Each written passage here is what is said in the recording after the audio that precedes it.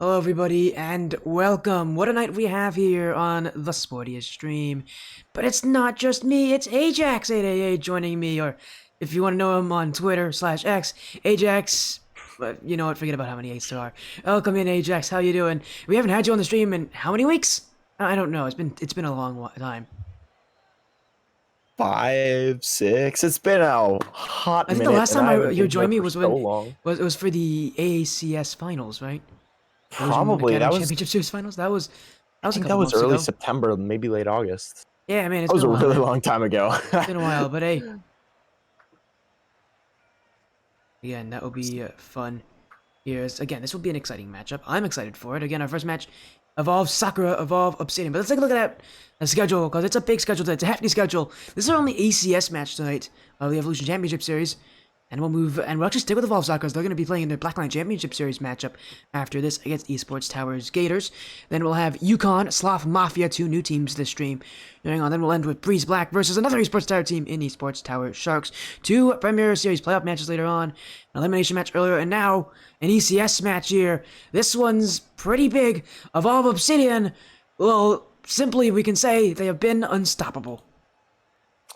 Yeah, and for Evolve Sakura, I mean, the second one might be an elimination match that they're playing tonight, and that might add some stress. But you know what I think adds even more stress? Playing someone of your own org. That is truly the peak of Rocket League. The rivalry that must go on between these two, being in the same league, trying to prove their dominance in this.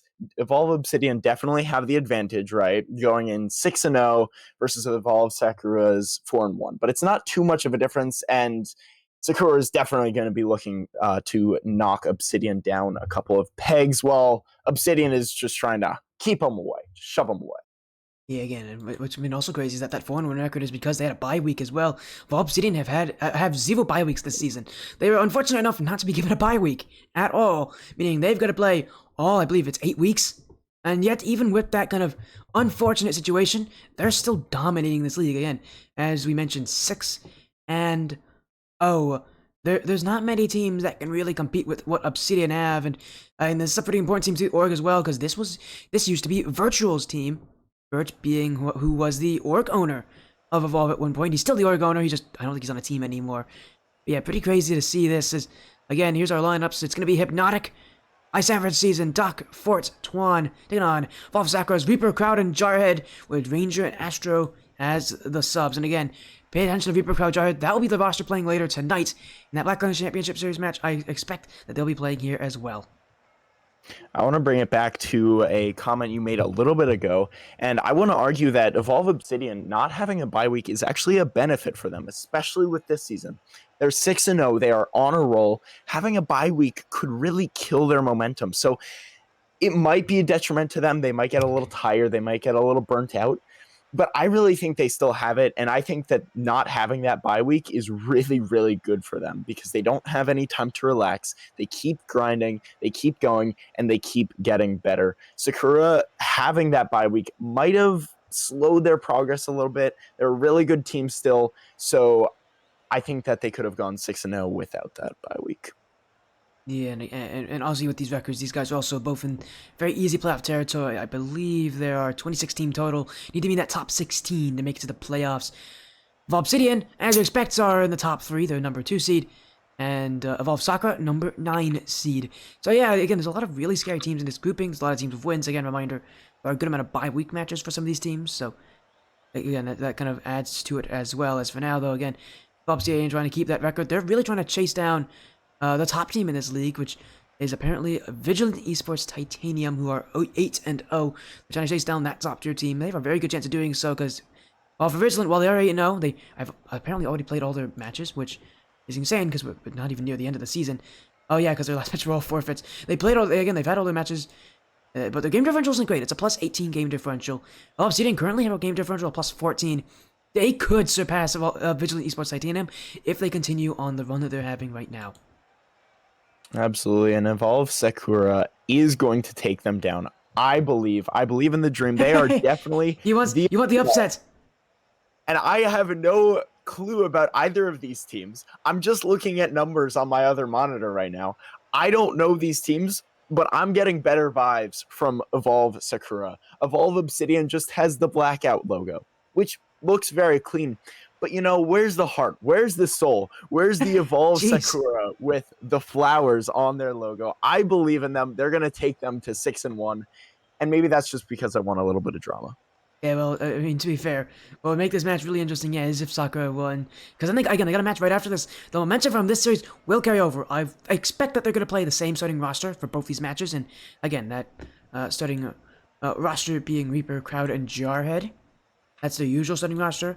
Obviously, for ECS, they have subs. For the Black Lions Championship Series match, they do not. There's only the 3 of them, so that's going to make this match interesting. I would be interested in seeing if they win. They are, though, the underdogs. As prediction poll is live. Hopefully, they will take it. Do you think Evolve Obsidian continue their undefeated streak, or do Evolve Sakura find a way to make the upset happen? Find a way to really mix some spice in this series. I know, again, Ajax, you're a fan of upsets, obviously, but this is going to be an interesting match, again, because this is a best of 5. Our first 2 matches tonight, I actually mentioned of the 4 matches tonight, our first 2 with Evolve Sakura are both best of 5s. Our last 2 are best of 7s, and that, again, will be interesting. So, Ajax, again, you're sticking with me for these first 2 matches.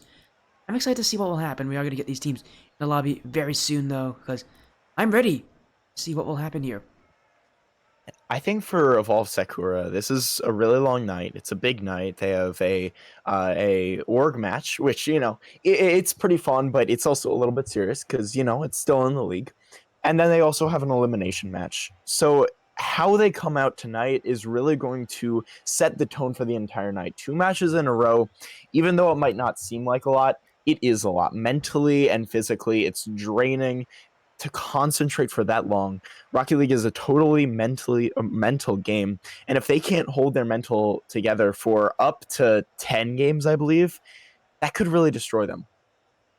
Yeah, it is. And again, if you lose that first round, you're in a tough situation. You really want to get a win, or at the very least, keep it close here if you want to Evolve Sakura.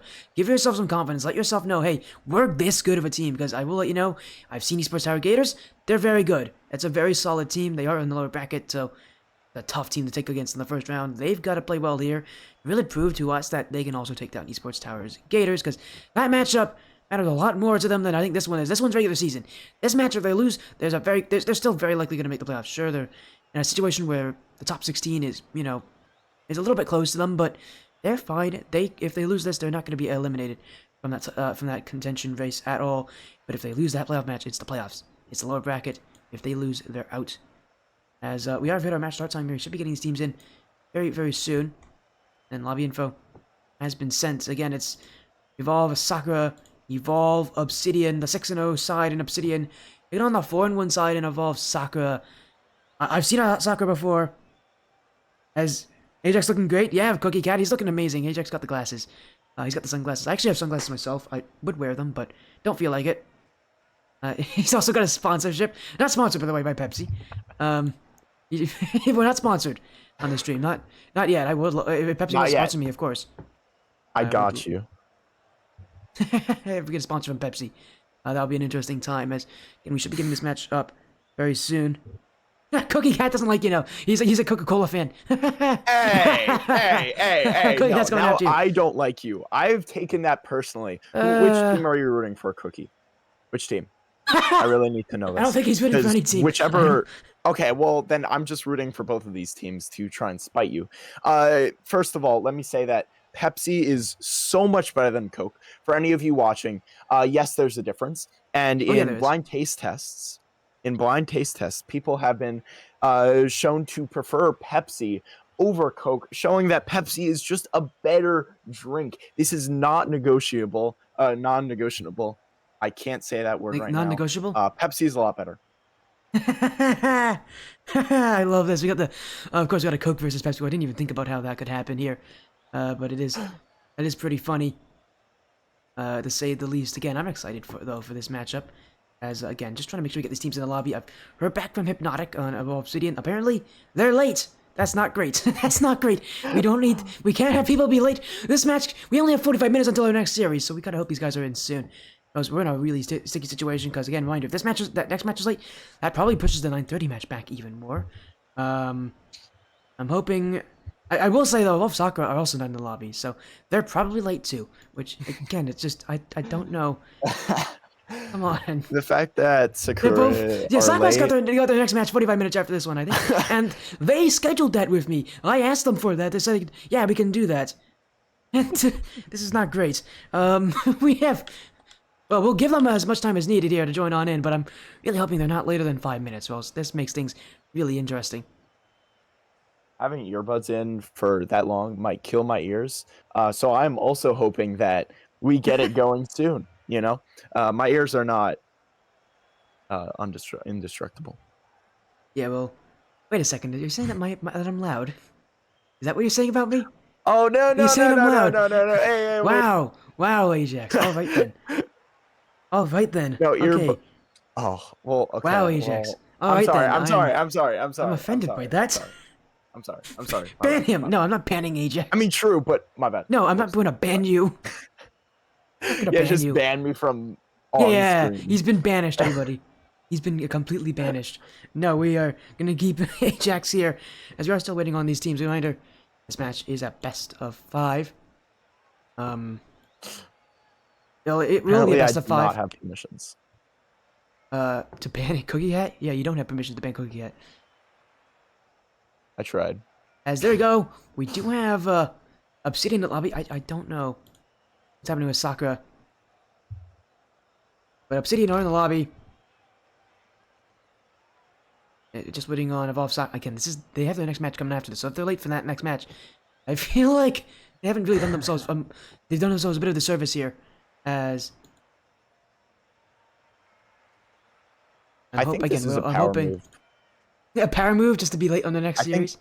yeah, because no. I think they're confident that they can sweep this series, be done in like 15 minutes, and then still have some time before the next. I mean, series. yeah, if they sweep, this delay won't matter at all. But the problem is, I don't know if they're going to be sweeping the series. They're definitely not predicted to do that. Let's just be honest here. They are 4-1. Yeah, they are. There's a very per jarhead and crowd. Well, we're in about 5 minutes late, but at least it's only 5 minutes, right? Let's get ourselves going here. Best of 5 series. Evolve Sakura, Evolve Obsidian. The Evolve on Evolve matchup is here to start off the stream for the Evolution Championship Series Sovereign League. A best of 5. Obsidian are undefeated, but will they stay that way? A best of 5 against their fellow compatriots to find out. And Reaper is going to take a pretty great 50. This is a 2v1 situation. They take it slow, and that gives up possession to Obsidian. Obsidian being the team in orange, while Sakura is the team in blue. Reaper, Jarhead, and Crowd for Sakura representing one side of Evolve, with the other side of Evolve being Hypnotic, Fort, and Savage Season. That is what I'm going to be calling them. And a great shot goes off the sidewall. Yeah, an early chance. Evolve Obsidian already holding pressure. You knew that this was gonna come from a team that's undefeated. You knew they were gonna be playing high up. Oh, and Fort will tuck in the first goal. A splendid start for Evolve Obsidian. They're already 1 up with that Doomsday shot. And that was a gorgeous shot. There wasn't really much space to work with, but that's the thing that makes the best players the best. Fort was able to find any space that they would allow him, and they took advantage, getting them up 1-0, and we can start to see why they are 6-0. Yeah, but they gotta continue that. Evolve Sakura are gonna give them a run for the money here.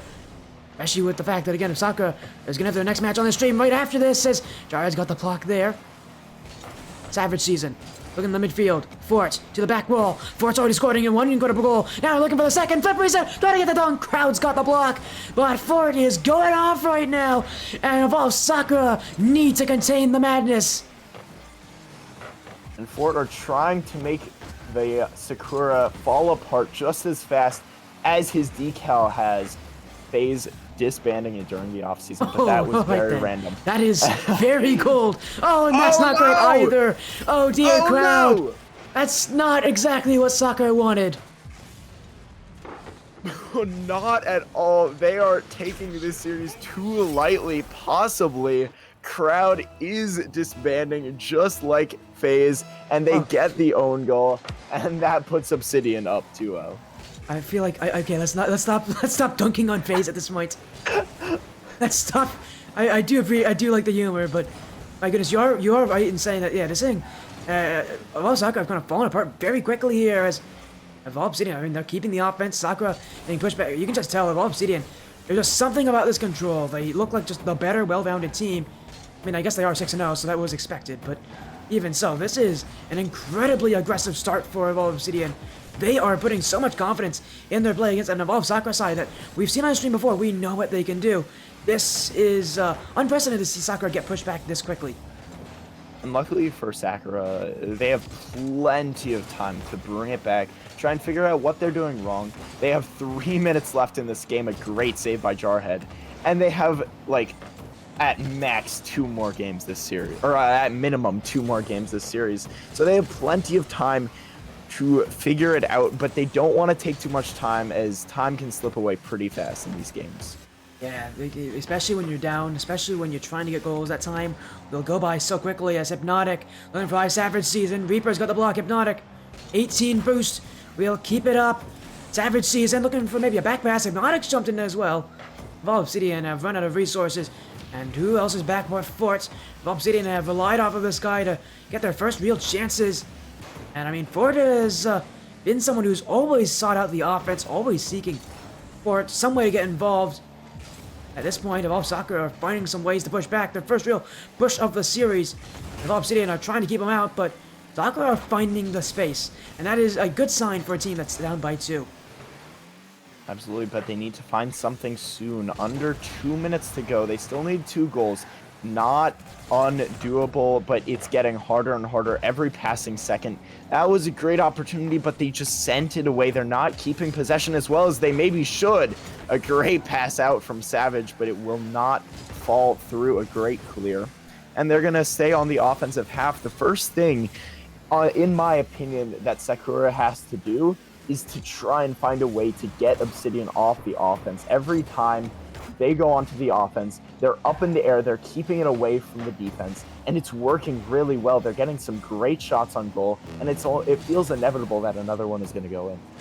You say that, but here comes Sakura on offense. Miss from Hypnotic in the midfield. Everybody jumping for Obsidian. Maybe a follow-up shot from Crowd. That's going to find the back of the net. The goal was inevitable, Ajax, but it was not for Obsidian. Evolve Sakura will cut that lead in half. And great placement by Crowd. One of the most underrated mechanics in Rocket League is shot placement. He took that as far away from the defender as possible. The defender had no shot at getting to that. Absolutely beautiful. Exactly what you want from a player like that. As now another chance for Obsidian. Not happy to give up what was a pretty, strong 2-goal lead. That's how quickly leads can fall, especially in a game like this. Is that one in the midfield? Oh no, it's another own goal for Crowd. 2 times this game. Crowd has found himself shooting on his own goal. And unfortunately for him, another one that is from his own aggressive positioning. Evolve Sakura cannot get away from their own nets. And Crowd is going to pick up the hat trick. Unfortunately, 2/3 of that are not on his net. That is not what you want to see. A couple of very unfortunate touches not going their way, and they're going to go back up by 3. The first 3-goal lead of the game. Savage is going to bang that into the net, and this is looking more and more lost. Evolve Obsidian in full control at this point. 23 seconds, but it feels like it's only a formality here for game 1. Evolve Obsidian will be taking it. And going into game 2, the question comes for Evolve Sakura. How do they slow this team down? They definitely looked lost that game. You could really tell that they're struggling to keep up. They're struggling to find meaningful connections. Evolve Obsidian are definitely living that way, and unless Evolve Sakura can find a way to slow down, this could be a sweep for Evolve Obsidian. This is a playstyle that looks consistent. This is not a team popping off, at least not from what I would know about Evolve Obsidian. They just look so comfortable. This looks so consistent for them as forward. One more chance in front. That's going to stay on the ground. Evolve Obsidian couldn't get one more goal, but it does not matter. A very strong performance in game 1. And honestly, if they continue this series could be done in 3 games. I think the 2 paths for victory for Sakura that they must be talking about during the break is number 1, don't own goal, maybe. That could help. Just a theory, But number 2, they really got to keep Obsidian out of the air. Every single one of those goals, or at least the majority of those goals, came from huge beats in the air from Obsidian. Obsidian with Fort having a beautiful Doomsday Dish to start off the game, setting the tone that they're going to dominate in the air. So Sakura needs to either get faster in the air or try and keep it on the ground. Yeah, we'll have to see if Evolve Sakura can make that change, or if they can. I want to see them dribble this ball more. I want to see them dribble it. They're getting beat in the air, as you said, way too often to have it be a viable strategy out of defense. I want to see them keep the ball grounded, as we're going to move into game 2 here. As, again, reminder, as soon as this series is done, we're going to be moving into another match with Evolve Sakura in the Black Lion Championship Series. So, again, an exciting night of action for all of you fans out there of Black Lion Championship Series, or just Evolve Sakura, because, again, these guys got a long day ahead of them, and it's not starting off well here, as they've had to make 9 saves against Evolve Obsidian last game, and, well, that many saves to tell you just how much pressure they're under. And now in game 2, Evolve Obsidian are just going to look to, I think, continue that kind of playstyle. Sakura are going to be the ones asked to make some adjustments. Absolutely, and for Sakura, they have a really long day ahead of them, and it just keeps getting longer. Hypnotic is going to slot one in, getting an early lead for Obsidian, trying to get done with this series quickly. Yeah, that touch into midfield, though, from, I think it was High Savage Season who had that pass. You know, in towards that midfield, that was so well placed. Not shooting it, going off the back wall, putting it in the midfield, knowing that the players of Osaka are facing towards the goal. They're facing towards Onet, expecting it to stay close, expecting maybe a dribble instead. Instead, he's forcing them to jump out. All of them commit. That leaves that open for Hypnotic, a Savage Season. Looking again, this one, though, was a dribble. And it is blocked away. Hypnotic. Around the corner. Savage Season, team pinch potential. That's gonna get launched down the field, but Evolve Sakura going the other way, but Crowd. 30 seconds in, Evolve Obsidian. And yeah, again, we said it's a lot of the same pressure, but Evolve Sakura are finding a little more space. Evolve Obsidian, maybe not as confident to push up as high. And, well, Evolve Sakura should get chances because of that. Yeah, and it just looks like Obsidian is having some fun with it. They don't look too serious. They're going for some freestyles. We saw a team pinch on defense. When do you ever see someone go for a team pinch in the air on defense? And it's working out. Fort is going to be able to get their second goal of the game, putting them up 2 just like last game. Again, the passing for my Savage Season could not be any better. He's continuously exploiting Sakura's inability to position and face outwards towards those passes. Instead, again, they were way too preoccupied with trying to stop balls from going into their nets. He's just using that to put in passes as now. Savage Season with the clear. Off the sidewall, Reaper, Hypnotic. That's a great touch from Hypnotic. Follows it up. Clears it away. Above Obsidian on the ball again. A huge pass miss. Fort got the demo, and the slot will be there. iSavage had the wide open net, and they will put that in. A beautiful pass, a beautiful demo, and a beautiful goal. Unfortunately, that pass came from Crowd. This guy cannot stop scoring against his own net here. That's the 3rd time he's contributed heavily to his own nets. It's the 3rd time he's gotten a point from an own goal. As again, Crowd is having a rough time. I think he's forgetting that he's going against the orange team here, not against the blue team. And Evolve Sakura might need to make sure Crowd is on the right page here, because that is not a great time to give a goal. His team is down by 3 at this point. And Evolve Obsidian making life very hopeless for Evolve Sakura, as this game already feeling like it is long gone for the underdogs.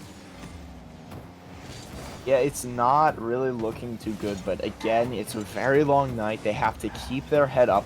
They can't get down, because if they get down, oh wow, Fort passing it right into Savage, and Savage saving that away. That was a little bit of a goofy play, but they can afford to do that as they get another goal. Hypnotic pinching it in with the defender. This is absolutely tragic.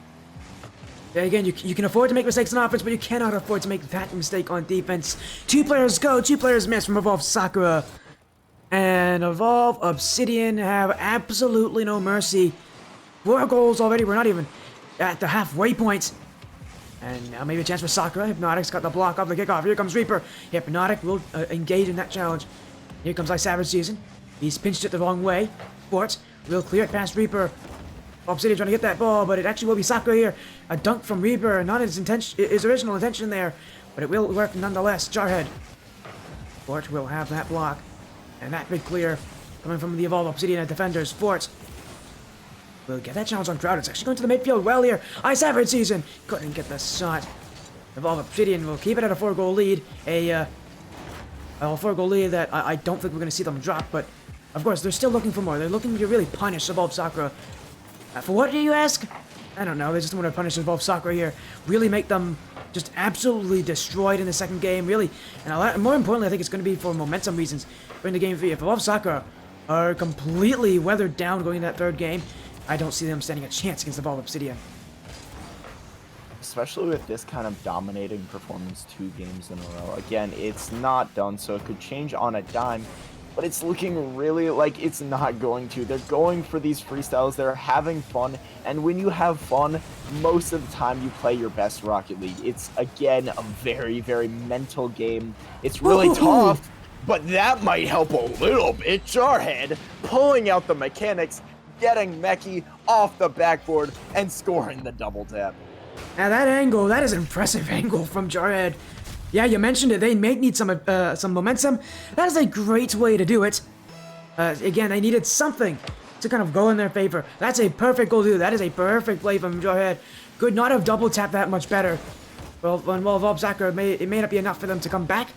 At least it is enough for them to know that this series is not over just yet. Savage almost getting a shot on, but decides to put it to the corner instead. They have been living in the corner. This might be an open net, but Reaper cannot control themselves, and that will send it away, give the defense time to recover. A huge missed opportunity. They really needed that. Evolve Sakura, Reaper had no boost. He found himself in a situation where he's looking for his wave dash, and he just missed one. Simply put, he just missed it. And that's not, and for all the confidence they got, a play like that can really kind of not let you, really let you down, because that's something that Reaper knows that is just a very simple misinput. And now Crowd's missed that one. He's still got the demo though. Evolve Sakura will make do with what they have here as while this game is nearing its close. And they're still putting on some pressure here. They're playing as if the series is tied. It is most definitely not though. Evolve Obsidian will take match point in this game too. While Sakura, again, are still searching. I like this pressure at the end of this game. Again, we mentioned it. They just needed one goal to get things going. Unfortunately, that goal just came far too late for them. And Evolve Obsidian now on the verge of a 3-0 sweep here in this one to keep their season undefeated. Evolve Sakura have not been able to do so much as lay a finger on the Evolve Obsidian pressure. They have had some counter pressure. Well, it's still up, so they might get one more, maybe a garbage time goal. It does not look like it. It will drop. Obsidian is going to take game number 2. And it's just not looking very good for Sakura.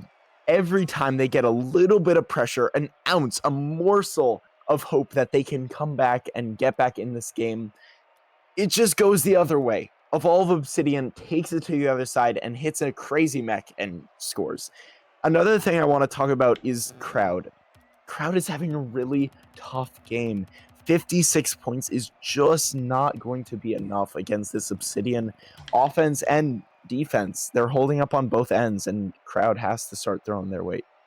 As everybody coming in from Golden Hour, hello Golden Hour Esports. Hopefully your night was a good one. Yeah, we got a long night. We got 4 matches. This is our first one here. I'm joined by Ajax888. We get an ECS matchup here. Evolve Obsidian trying to sweep Evolve Sakura. Reminder, this is still the first of 2 matches tonight with Evolve Sakura. The next one will be right after this one, and they'll be taking on Esports Towers Gators in an elimination match in the Blackline Championship Series. We'll see what happens here.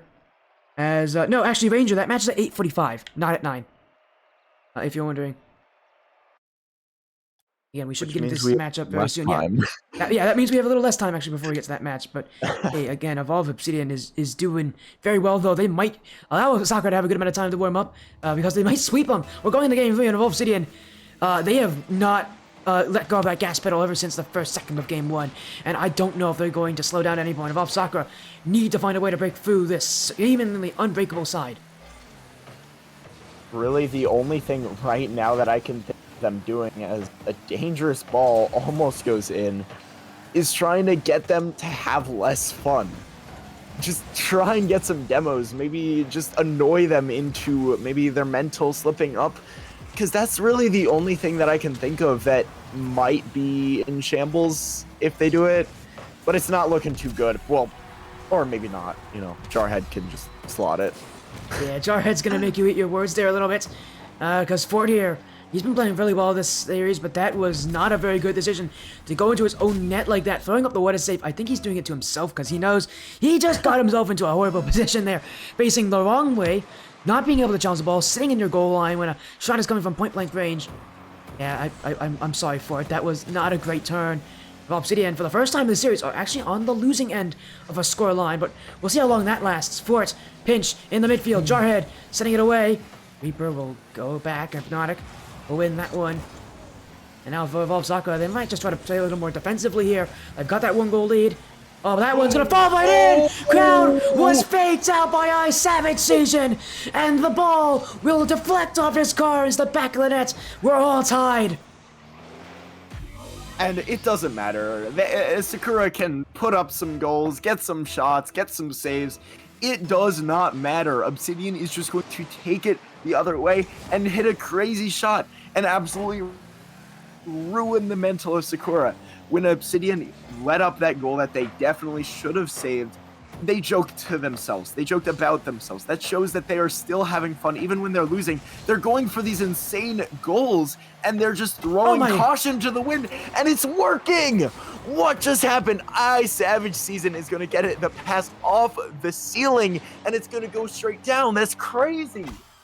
A circus goal for a game that has seemingly made no sense in this first minute and a half.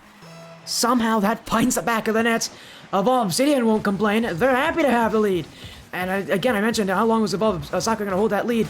Well, the answer is not very. It did not take very long. It took less than a minute before Evolve Obsidian are now back in full control. And they look to add more. Hypnotic. They get through crowd as Obsidian. Yeah, and I mentioned that once they get 1 goal, it seems like they get so many more to go their way, but see if they can do that here in this game. Hypnotic will clear, and Fort, he's loitering downfield. Dribble from Fort, 50 on crowd, he won't get through, but Evolve Obsidian continuously hunting, and again, ever since I got that first goal, it now feels like there's nobody that can stop them on offense. That momentum is just going to stay on their side forever.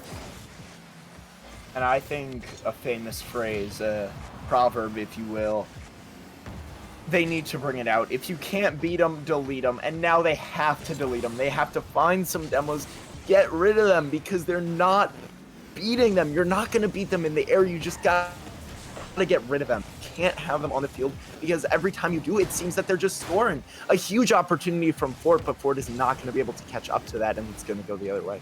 Evolve Sakura have done well to win these midfield challenges. Of Obsidian sitting a little further back. That's an midfield pass. Crowd has missed the targets. And that's a good touch. Reaper will just barely have enough to get back to it. Evolve Obsidian, though, to waste out some time. Sakura still hold the midfield. A passing play. Crowd off the corner. But it's Fort who will be there to meet. And while Sakura still have the ball, Evolve Obsidian have not flinched at all on the defensive half. Savage Season is taking time, which is really smart. They're getting it off the wall. They seem to really shine in the air, and it's going there. Savage Season. Did Reaper just own goal that? Was that Reaper, a cool shot? Reaper own goal. Reaper just shot in his own net. No. Oh dear. It's the 3rd game in a row we've had an own goal from Sakura. It was Crowd in game 1. He scored on his own net twice. In game 2, he assisted the other team, and now in game 3, it's Reaper who's now scoring his own net. At least he's not making Crowd feel all that bad about his own goals. It's one of his own, and man, for Sakura, this has just been... They have to laugh about this at this point, because, I mean, seriously, have you ever seen that many own goals in a series? Here comes Savage Season, Jarhead with the block, and Evolve Obsidian. I mean, they're happy with that 2-goal lead, though, and I think, really, Ajax, that's a 2-goal lead that they deserve. They've been holding so much pressure. They've been playing so exceptionally well. It's really going to take a monumental effort from Sakura if they really want to change our opinions about how this series will end. I am just blown away by Obsidian's absolute pressure on offense with the mechanics and all of that. But on the other end, Sakura need to figure out what they're doing, because Obsidian is not doing too much to break them into shambles, and they're falling apart with the own goals and everything. If they put the own goals on the opposite net, they might have won a game so far, and it's not looking likely that they're going to take this one either, as the Obsidian defense has been absolutely rock solid. Oh, you say that, and here comes Crowd with a chance. Reaper, maybe a chance there, but that's going to go wide. Evolve Obsidian, again, they're still holding this lead, and at this point, Sakura needs to commit more heavily. Savage Season, second touch, that's going to go high and wide. Obsidian are just playing consistent at this point. They don't need to push up. They don't need to take any chances. All they need to do is just let the game end. And maybe even get another goal. Here comes Ice Savage, some bumps. Gonna get the touch. Fort's gonna go backwards. Hypnotic will read it. Obsidian just gonna hold the ball here. At least for the final seconds. Give Sakura no chance of coming back. Jarhead has the save, but won't even get that fake on Hypnotic. Evolve Obsidian. They just are that team right now. You can see why they're undefeated. This team has consistency like no other in the Sovereign League. And I don't know if anybody's going to be able to counter them because this game is over. This series is over. Oh, Obsidian will take it. One more goal at 0 seconds for Fort. True MVP performance from Fort. But let's be real honest here. Of all of Obsidian, all of the three players just looked better. Yeah, and I feel like this game did not do the match justice and this matchup justice. It just looked so out of place. They didn't... I don't know. Evolve Obsidian just absolutely dominated. They had incredible offense the entire time, and Evolve Sakura just wasn't playing up to snuff for this kind of matchup. But they do have another match. If they can erase this match from their mind, they got to forget it, move on. It's done, over with. Just go next. Just go next. Yeah, again, reminder that next year's coming up will be when they play against Esports Towers Gators, an elimination match. I hope that this matchup won't do anything to hurt their mental. We'll have to see about it, though. We'll see what happens from here again. The next match will be in just about 15 minutes from now, so it's going to be a very quick turnaround base. But for Ajax, that series, well, that one was one-sided. Evolve Obsidian starting off today's match as well with a sweep win over Evolve Sakura. That was a very one-sided match. They looked incredible out there. Just the consistency like no other team I've really seen in a while. They just looked like they were freestyling with them. They were messing with them the entire time. They were going for these team pinches and these ceiling shots and these incredible goals, and they were scoring them. That was the crazy part. It's one thing to go for those and maybe get one or two, but they were consistently putting those into the net, and if they weren't scoring them, they were setting it up for a teammate who was scoring them, and they just absolutely dominated. This is a very deserved win, and you can tell why they are now 7-0. Yeah, 7-0. These guys will not lose. But hey, Ajax, we got another series coming up. It's gonna be Evolve Sakura staying on the field, but they'll be playing against Esports Towers Gators in a best-of-5 elimination for Blackline Championship Series. That match coming up very soon. We'll see you guys after the quick break. Peace.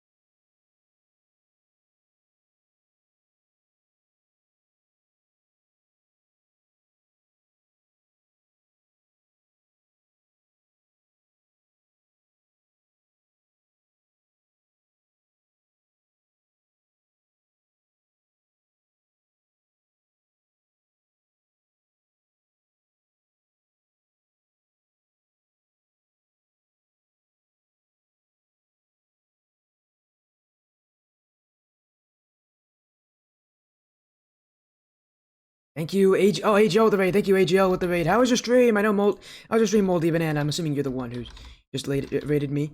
Hopefully you guys are doing well. Stick around. We got some Blackline Championship Series action on this stream. Our next match will be Evolve Sakura Esports Tower Gators. That will be put a Blackline. That will be an elimination match. So stick around for that. That'll be a good one. We got some series after that as well. So you guys are gonna love it. Trust me. Stick around for it. Also, hello Brambo. Hello guys. Hello everybody from the AGL stream. Hopefully all of you did well. How was the series?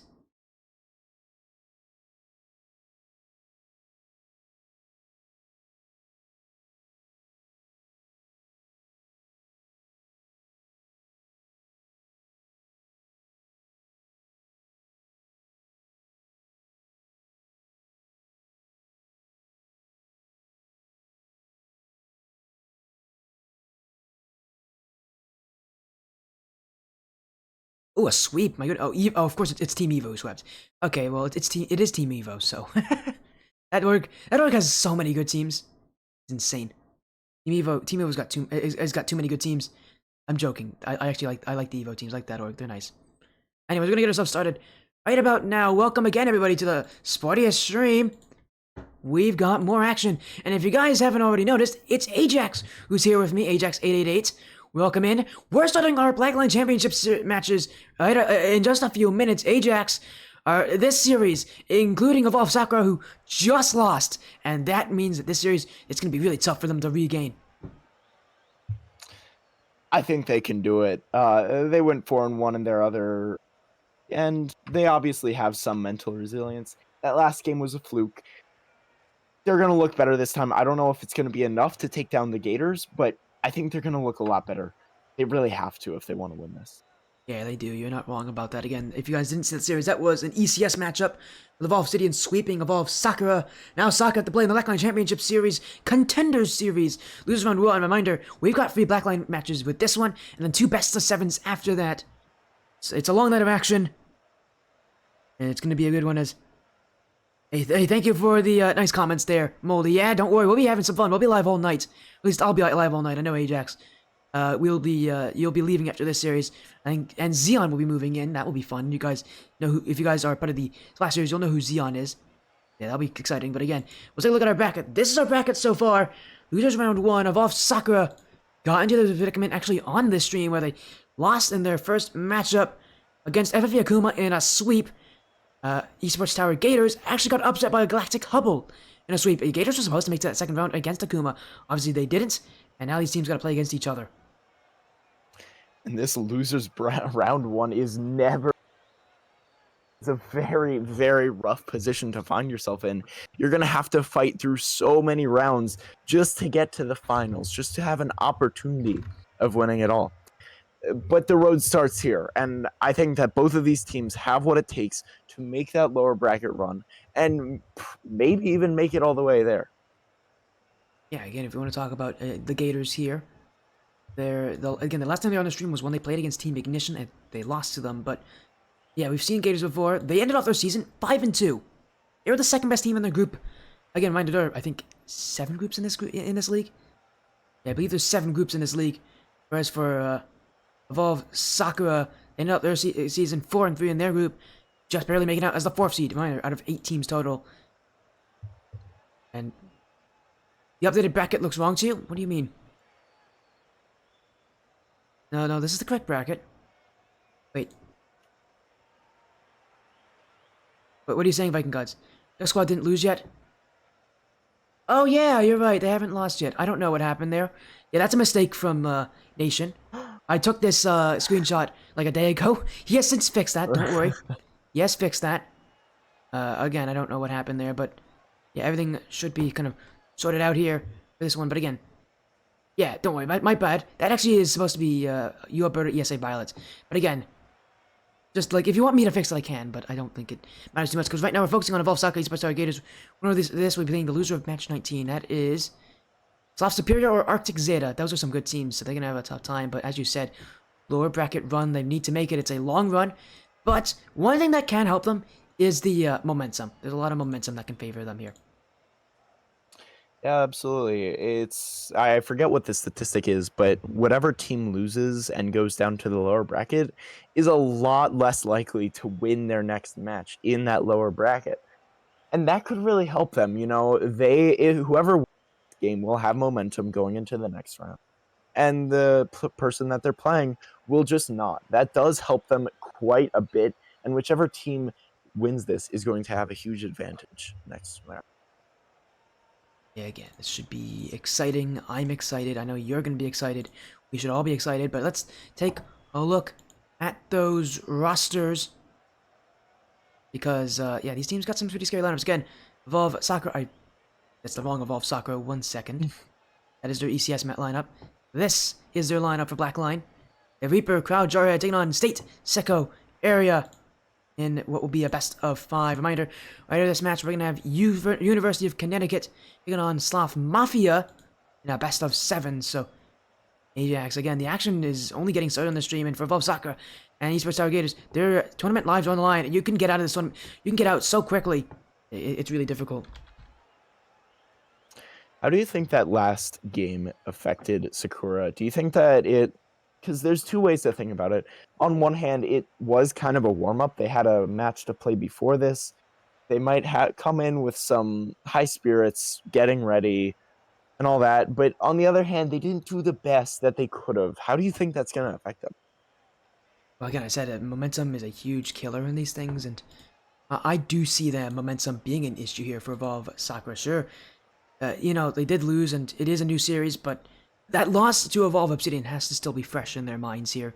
Again, you don't just lose 3-0, get dominated by another team like that, and not and just recover immediately. That's really tough to do. I don't know if they're going to be able to recover fully, as we got that sponsor back in. Oh, hello, Pepsi. Gonna get our Ajax, make sure he gets that Pepsi sponsorship here. By the way, not sponsored. Totally not sponsored by Pepsi.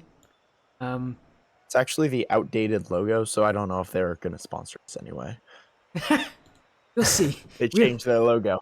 Unbelievable. Yeah, we'll see if they do it. I would love a Pepsi sponsorship. I don't think it's gonna happen, but again, we're gonna get into this match pretty soon. Again, reminder: records don't really matter at this point. Sure, these teams are coming out of their groups in different situations, but at this point in the season, it's all about winning. But again, this is losers round 1, and as you said, yeah, it's a long road to get to that finals. You gotta win. Let's see how many. You gotta win 8 matches just to get to the finals. So they got a long road to go here. Chances aren't on their side, but these teams definitely do have that ability to make it. As you said, again, any team could make it from the lower bracket. If they play well enough, we'll have to see if they can do it here. Yeah, and as you said, and as we keep talking about, it all starts here. If they don't have this first they can't afford to have a bad round 1. They already used their life. They can't keep that negative momentum going from the upper round. I'm wondering if they're both going to be thinking about the fact that they couldn't get it done in the first round, and if that's going to maybe hinder their progress. On the other hand, they might get a second wind, a second motivation to try and keep their tournament lives alive. It's all about mental. I keep saying it, but I cannot overstate it. Rocket League is a mental game, and if you're on your mental, you can do great things. Yeah, again, it's all about that mentality. You talk about that mentality. Just, you know what it can do. And, well, again, that mentality is crucial. It's a big deal for these players. It's a big deal for a lot of teams. And now, in this series, it's a big deal, I think, for a lot of these players. But again, that mental... Change title yet? Did I not change the title? I changed the title. The stream title I changed. I think you did. Yeah, you did. Hello, Fish. Thank you for the follow. Again, we'll be getting into this matchup very soon here, as we do have it still shows ECS. Refresh your screen, Viking Gods. I definitely changed the I got title. you, Cello. Refresh your screen just a little bit, as someone got a drink break. Hey Tello, we got you. This is lemonade, by the way. Pepsi's better. All right then. Not arguing, but again, Esports Tower Gators are in the lobby, just waiting on Evolve at this point. For this one, again, best of 5. And, well, I'm excited for this matchup, Ajax. Again, of course, again, we are having a bit of issues with getting Evolve Sakura in the lobby. I think they're late again. But we'll get them in very soon. They're probably just doing warm-ups. Yeah, I'm a little bit surprised they're a little bit late. We did just have them Well, on, but to it's be on time. fair, It's on time. yeah, it's not really an issue. Tough match. We'll get them in soon enough, but again, it's Sakura who find themselves late. Esports our Gators are in here again. Both these teams agreed to this earlier start time. They originally had their match planned for 9. They pushed it earlier, 15 minutes. That's mostly due to the fact that again we got a 9:30 match coming up. So I wanted to make sure we get this series and that 9:30 series. We've got both. Well, we should be having both. Again, if things kind of go their ways. Am I ready for Friday? Oh, you bet, Frost Fusion. You bet I'm ready for Friday. We got some great action on Friday for ATS. ATS has got Friday, Saturday, Sunday on. They're all booked out, so gonna be having fun. There'll be a lot on this stream for those days. Even a good amount on Thursday. And Thursday, I'm gonna be joining 50 to do the draw. So that'll be at 8 p.m. Eastern. The draw on 52 Sweet stream, another director of the ATS. But I'm gonna stop advertising ATS and start talking about Blackline Championship Series elimination again. Lower bracket is here for us all to see. Some scary teams having a fight from the lowers. Again, there's a long road to go for these teams. They didn't do well in their first round, and now they pay the price having to go to lower bracket early. And in best of fives, things can end so quickly for them. Yeah, it's a tough format to have. A double elimination round is almost more stressful than a single elimination match because yes, you get another life. Yes, you get to play again. But that's a blessing and a curse because it's really tough to recover from that loss and to go on with your life, keep winning, keep trying your best. And they still have to. They still have to play another, even if they lose really badly. And that can be a mentality killer. So, especially with a best of 5 series, that doesn't give you much time to fix your mentality if it's bad. So they got to do it fast. Yeah, we'll see how fast they can do it. As again, Esports Arcades, we've seen them on the stream before. These guys, I don't think have won on stream yet. Again, the last time they played was Team Ignition, who did beat them in the regular season. But again, I'm excited to see what will happen here. I know Gators are a very strong team. I've seen them play. They're very good. I'm surprised to see such a good team get knocked to the lower bracket so quickly. Yeah, record really doesn't matter. Anything can happen in the playoffs. The playoffs are a completely different beast. Of course, there is some prior history and there's some mental stuff about going up against a better team. So better teams definitely do have it. But there is something to be said about that expectation. You have more pressure on you to win that game than the lower bracket does. The lower bracket is generally going in there just thinking, if we could get this game, that's really fun. They generally have a better mentality going in, just trying to have some fun. And that can come back to bite the upper seed, and it looks like it has this time too. Yeah, again, you see maybe a little bit of overconfidence so far, though, in the Contenders Series bracket, which is, by the way, the biggest bracket of all of them. We have had we've only had 5 upsets in that bracket in our first round, which is 12 matches. So, yeah, you can already tell upsets do happen. This upset, though, was quite impressive with it being, again, a second seed. Very rare you ever see a seed that high lose to a third seed, but it does happen, and it happens relatively often. But again, the thing about it is they get knocked to the lower bracket. That's why this is a double elimination bracket. You lose once, not a big deal. You will be just fine if you can pick yourself up. And that's what they plan to do here. Again, they go up against what is considered a weaker team in Evolve Sakura. They should, again, the Gators should in theory win this. They are the favorites, but should is a very, very strong word that I'm using. Yeah, they should have won that last game. They should have gone to the second round in the uppers, but they just couldn't pull it off. So they need to finally get a should, follow through with it, take down those lower seeds. Again, it's sometimes tougher to take down the lower seeds just because of the confidence difference. Sometimes having a lot of confidence does not do you any favors. You can go easy on them in the beginning, and then all of a sudden you're down 0-2, and it's not looking very good. I'm hoping that that doesn't happen, so we get a great series, but it's definitely possible. It is definitely possible, as again, we are still waiting here. I am very concerned. They're now 6 minutes late to their series. I have messaged Reaper.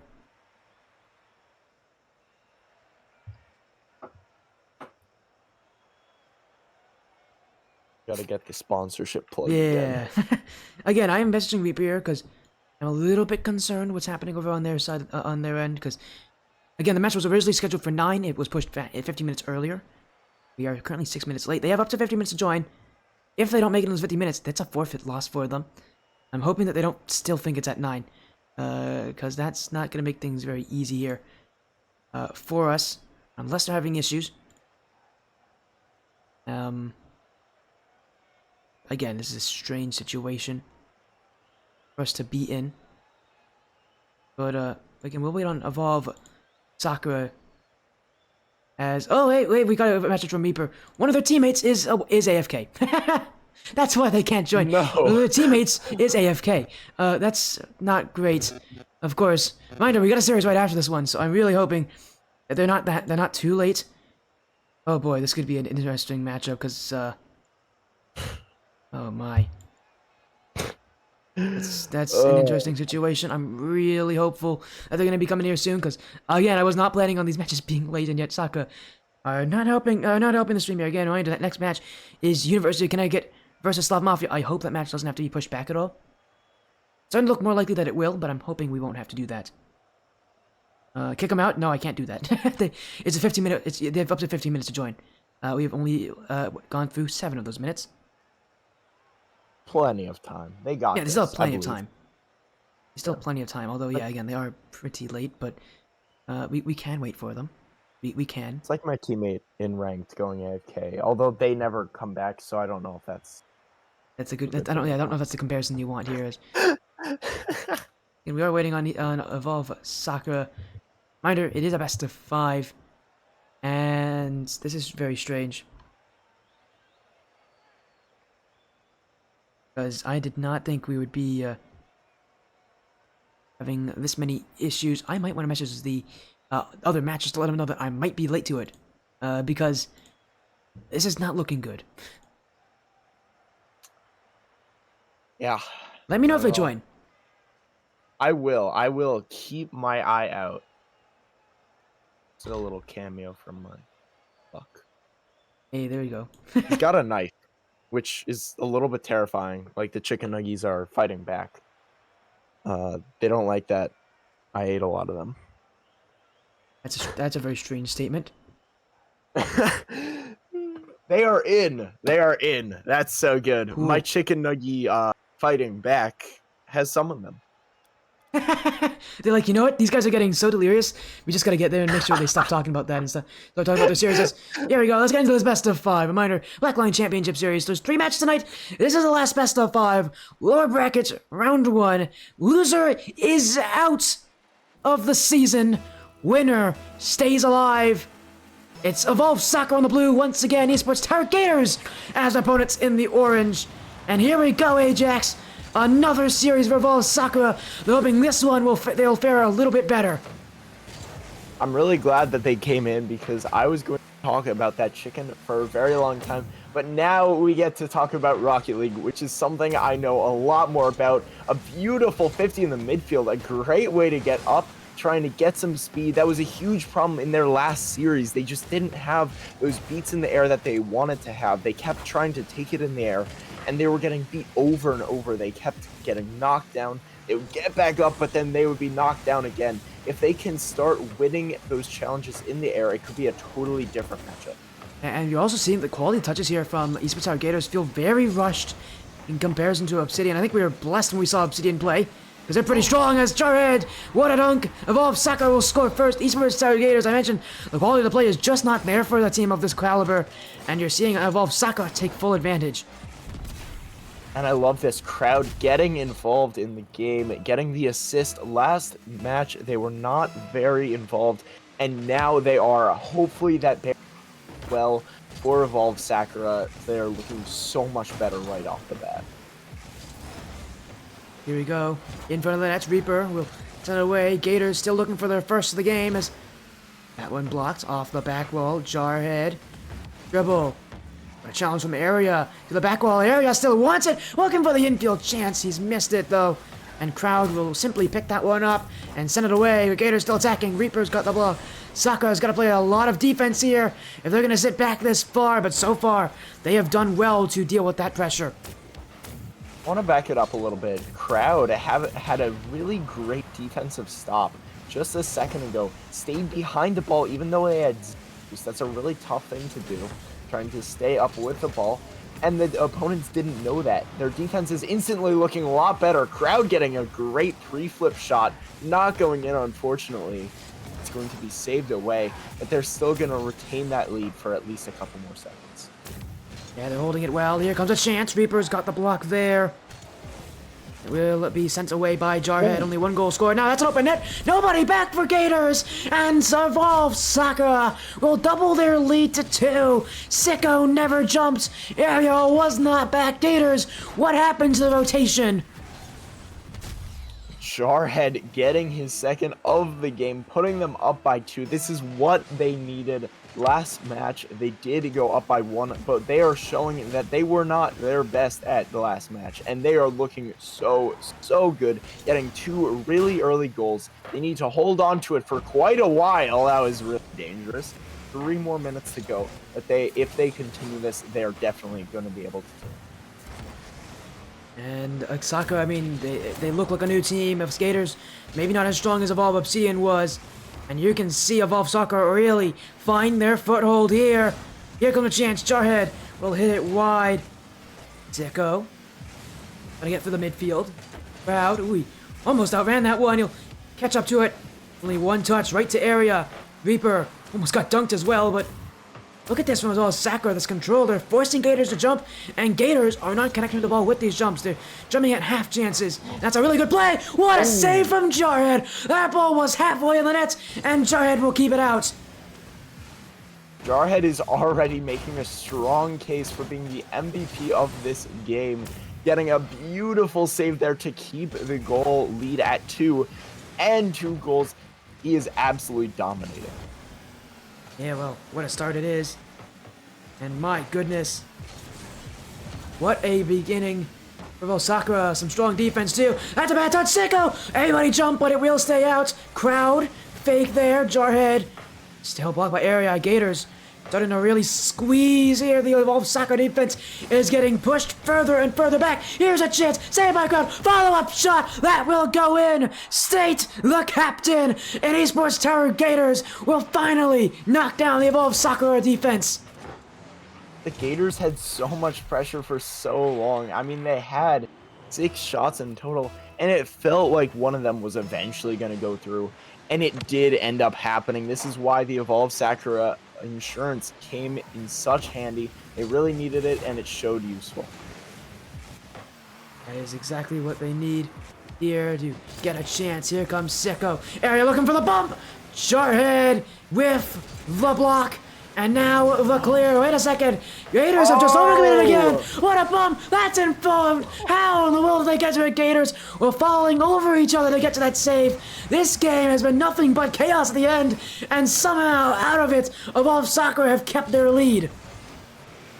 And all the rotations are looking so scrappy for both sides. They're both double committing a decent amount, more than you to see possibly, but it is working out right now for Evolved Sakura. They are holding on by a thread on this defense. There have been so many opportunities for the Gators in this last 30 seconds that it's looking more and more likely that this might go into overtime, but not if Sakura has anything to say about it. Off the back wall, a miss there. That's gonna stay out. Gators looking for one more chance in these final seconds. Sicko. Midfield, wait a second, that's quite wide open. Reaper's gonna get back to it. Gators didn't exploit that chance. And now Reaper to the back wall. State waiting. That's gonna be kept up for 0. Sicko looking for the dribble. One-on-one with Jarhead. The flick never came. Area will keep it alive. Maybe a chance at Sivo. Blocked again by Sakura. And this one will stay up. State shot. Jarhead. Oh, he's actually kept it alive here. Area. Oh, and he didn't get the dribble. Evolved Sakura will cling on to that game 1. They'll take it here. But my goodness, Ajax, that was a bit too close to call. They held on just barely by a hair. That was crazy offensive pressure at the very end for Gators. They looked like the better team in that last minute and a half, probably. But Sakura's early offense from Jarhead really showed through. They got 8 shots in total, matching the Gators, which is some really good offensive pressure, especially considering what they put up last match. They're looking so much better, and I am so much more optimistic for their chances. Yeah, a game like that can really improve your opposition. Let's go to game 2 here. Gators will lose just by 1 goal. They had so much pressure. I thought that second goal was going to come at some point. But again, for all the chaos of Evolve Soccer, that defense has remained consistent, has remained strong. The only goal going in was a goal from State. Other than that, Evolve Sakura have been able to hold that lead all game long. Now into game 2, a clean slate, a 0-0 scoreline. And Gators are going to hope that they can continue that pressure from the end of game 1. As Crowd, is Crowd in a Venom? I think Crowd's in a Venom here. What a car. As he's going to look for the pass. The Jarhead, correct me if I'm wrong, but I believe that's a Venom that Crowd's in. I think so. With And the that goop. is an Not amazing... just Venom, with the goop. With the goop decal? Love that. I mean, at this point, why not? We've seen enough. We've seen everything it feels like in this game, in this series already, and we've only gone through 1 game. Ajax, I mean, again, if this series continues how the last game did, this is going to be absolute mayhem from start to finish, and I'm ready for that. That's a great pass. That's a great shot. Giants put a top right corner. A perfect blessing play from Evolve Sakura. There was no doubt that that was going in the back of the net. And some might say that Crowd in the Venom car is a little bit joking around. It's a little bit memey, but he is showing the Venom meta. We all need to start using Venoms if we can play like that when we do. That's crazy. Venom meta on top. Venom meta on top. Well, here comes a Venom again. A demo. Pass to Reaper. That's on target. Maybe you're on to something. Because Crowd has just put the perfect assist here for Reaper. Esports Gators forcing that double commit by Crowd. And Reaper will not miss the targets. You know what? Maybe I gotta jump on that Venom meta too. Because it's working pretty well. Yeah, no, beating out the, what is that? The Transformers car on the other Bumblebee. side. A couple Yeah, of he's got yeah, the Bumblebee, there we go. A couple of unusual car choices coming out, and you love to see it. Normally, these games are very, very sweaty, very serious. Crowd is going to get another goal. I almost thought that was the assist. It would have been better if it was, because then it would have gotten Playmaker, and we could have gone on the Venom meta again. But it just shows the Venom meta cannot just pass. They can also score. Yeah, I mean, apparently the Venom is the answer here. When Crowd made that choice going to game 2, no, he meant it very seriously that he was going to go to a Venom, because obviously, whatever happened, it's ignited something, and he has just like not gotten extinguished. Gators have been silent in this game, and it's not by their own doing. Evolve Sakura, and more specifically, Crowd, is just looking unstoppable. And again, I don't know if Gators are ready for this challenge. They do look really stressed under this pressure. Again, for a second seed, it's impressive to me that they're having so much difficulties at this point in the playoffs. Playoffs, maybe they're not this team's forte after all. I hope that next game we're going to see a lot more Venoms. Oh my gosh! Getting the Playmaker in the Venom. And okay, we can also talk about Jarhead, I guess. That was, well, I mean, talk about, I guess he got it done. That's really all that matters in that situation. It doesn't matter how pretty, or in that case, how ugly it looks. They'll take whatever goal they can get.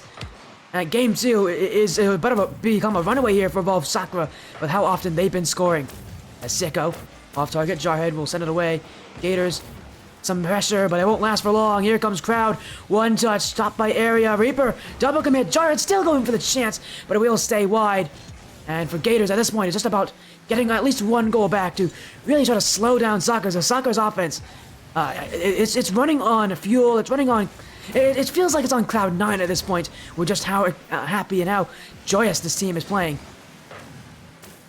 Yeah, no, they look like they're having so much more fun. Okay, that was not fun. Sakura. Esports Gators are going to be able to put that one in a huge dunk off of Crowd. Maybe the Venom meta did not carry him through that, but I still believe in it. Yeah, that one will not help them here. A goal against Esports Tower Gators.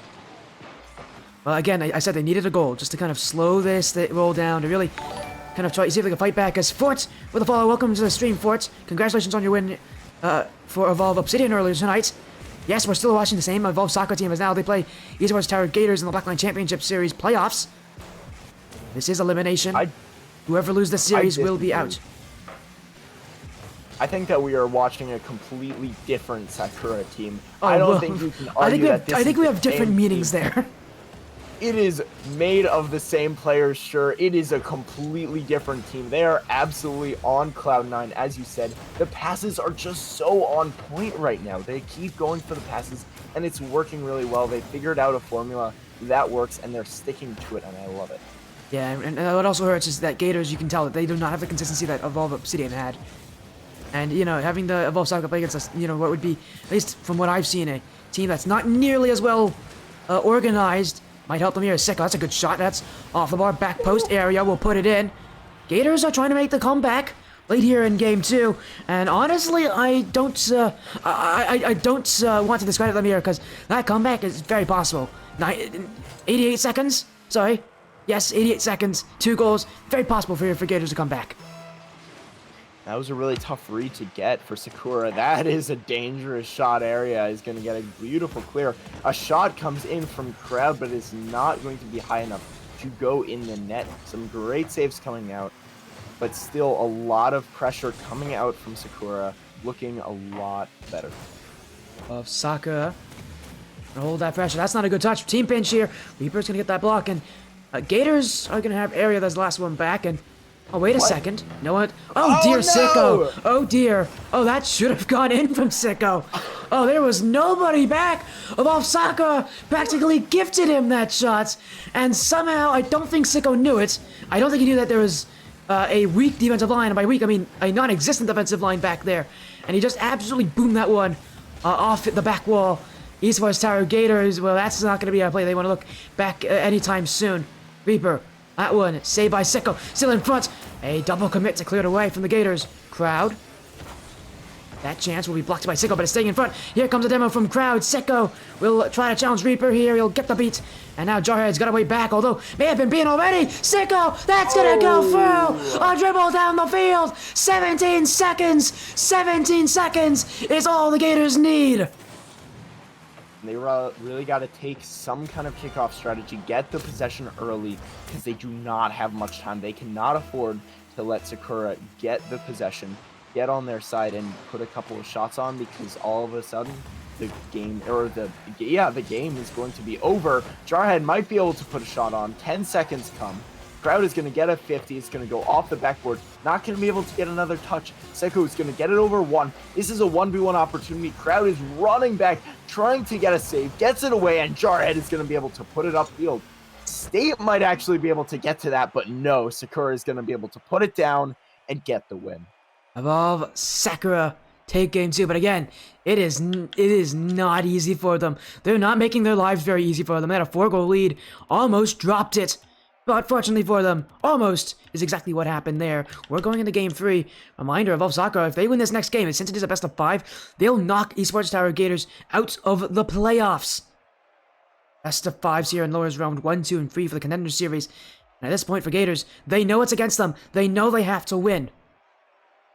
Let's get a game 3. Ajax, let's get a game 3. Let's see if they can fend off the sweep.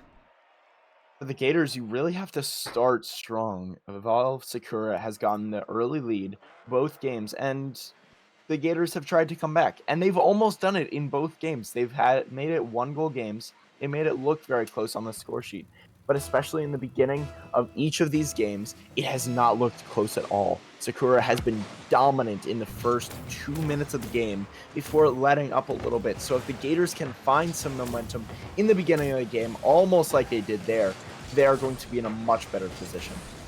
Well, we'll see how good of a position that will be, as for now in game 3, they just need to kind of, both these teams going to need to reset their mentalities. That at the end of the game was bad for both these teams in different ways. That's a great shot from Jarhead. Oh, there was nothing better than that shot from Jarhead. Perfectly slotted on the bottom right corner, and Evolve Sakura, just like that, are 1 goal up.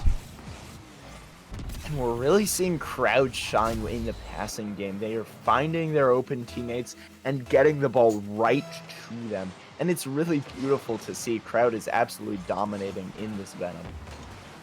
Yeah, maybe again, maybe there's a new meta coming through with the Venom. I mean, right now for Crowd, he's playing better than he is in the Venom than he played, I think, in the Octane. It was his first car of choice today. And well, whether it's by design or whether it's him just trying to change something up, it's working pretty well for him. As Evolve Sakura have had an insane performance from Crowd. Really, he has been the reason that they have such a strong lead in this series. Because without Crowd playing the way he is, this team would have so much difficulties getting up to offense in the first place. And even though, as you talked about, it just feels different when you change your car, it can change your mentality completely. It may seem like just a tiny hitbox adjustment or no adjustment at all, but it is a huge thing. The mental just completely changes when you get into a new car. You could be absolutely not playing very well in one car, and then you change to the other car, and then all of a sudden you start playing really, really well. And that seems to be happening right here with Crowd. Well, we'll see if they can keep this. It's, again, only a 1-goal lead at this point for Evolve Sakura. They can hold this lead, but I don't know if that's going to be something that will be easy for them. Although, again, they have looked quite solid so far. Touch from Reaper. State. Esports Tower Gators have held offense for a while here. They still haven't found that goal. State. That one. Slowly. Wait a second. That's free for area. Gators have tied the game. This is their first tie that they've found since, well, 0-0 in each game. They've never really been able to tie it up, and this is a huge shift in momentum. Esports Tower Gators are finally finding something, finally getting it early enough to stop the momentum of Sakura pretty early, and let's see if they can re-find it. They'll see if they can do it here. Jarhead. Up the field, dunk on area. That's a great play from Jarhead, and that's gonna find the back of the net. A dunk out of nowhere. Jarhead scores. Evolve Sakura are back on top. I was asking if they could find the momentum, and I think that in a resounding yes, absolutely they can. They put themselves up 2-1 in game number 3. They are looking to end this series early, go to bed. No, let's be honest, they're not going to bed. Oh no, Area has other ideas, gets a beautiful shot around the defender, diving to save that, but not able to. That will be a tie game with 2:50 remaining. 2-2. Evolve Sakura thought they had the go-ahead goal, but it wouldn't be here. And no, Ziggos, this is not a best of 7, this is best of 5. These lower bracket matches, these early lower bracket matches are best of 5 in Blackline Championship Series. I know it's weird, because they did just play in best of 7s in the upper bracket. I can assure you, this is a best of 5. Oh, That's in front. No. I think Area just saved that shot there. And Esports Stars Gators were that close to coming in this one. As now a miss from Seko. Maybe a fake. Area to Seko. That's not going to be on target. And it will be sent away by Evolve Sakura. And it seems that the Gators are having trouble with saving their own shots. That's the second time one of their teammates has prevented it from going in the other side's net, and that is a little bit tragic. That's just something that happens in Rocket League. It's a bit unfortunate, but you just got to shake it off and keep playing. Area, the midfield, challenged by Cloud, off the sidewall. Jarhead, ooh, he's missed that completely. And here come Evolve Sakura back up the field. Reaper, Area, sending it back.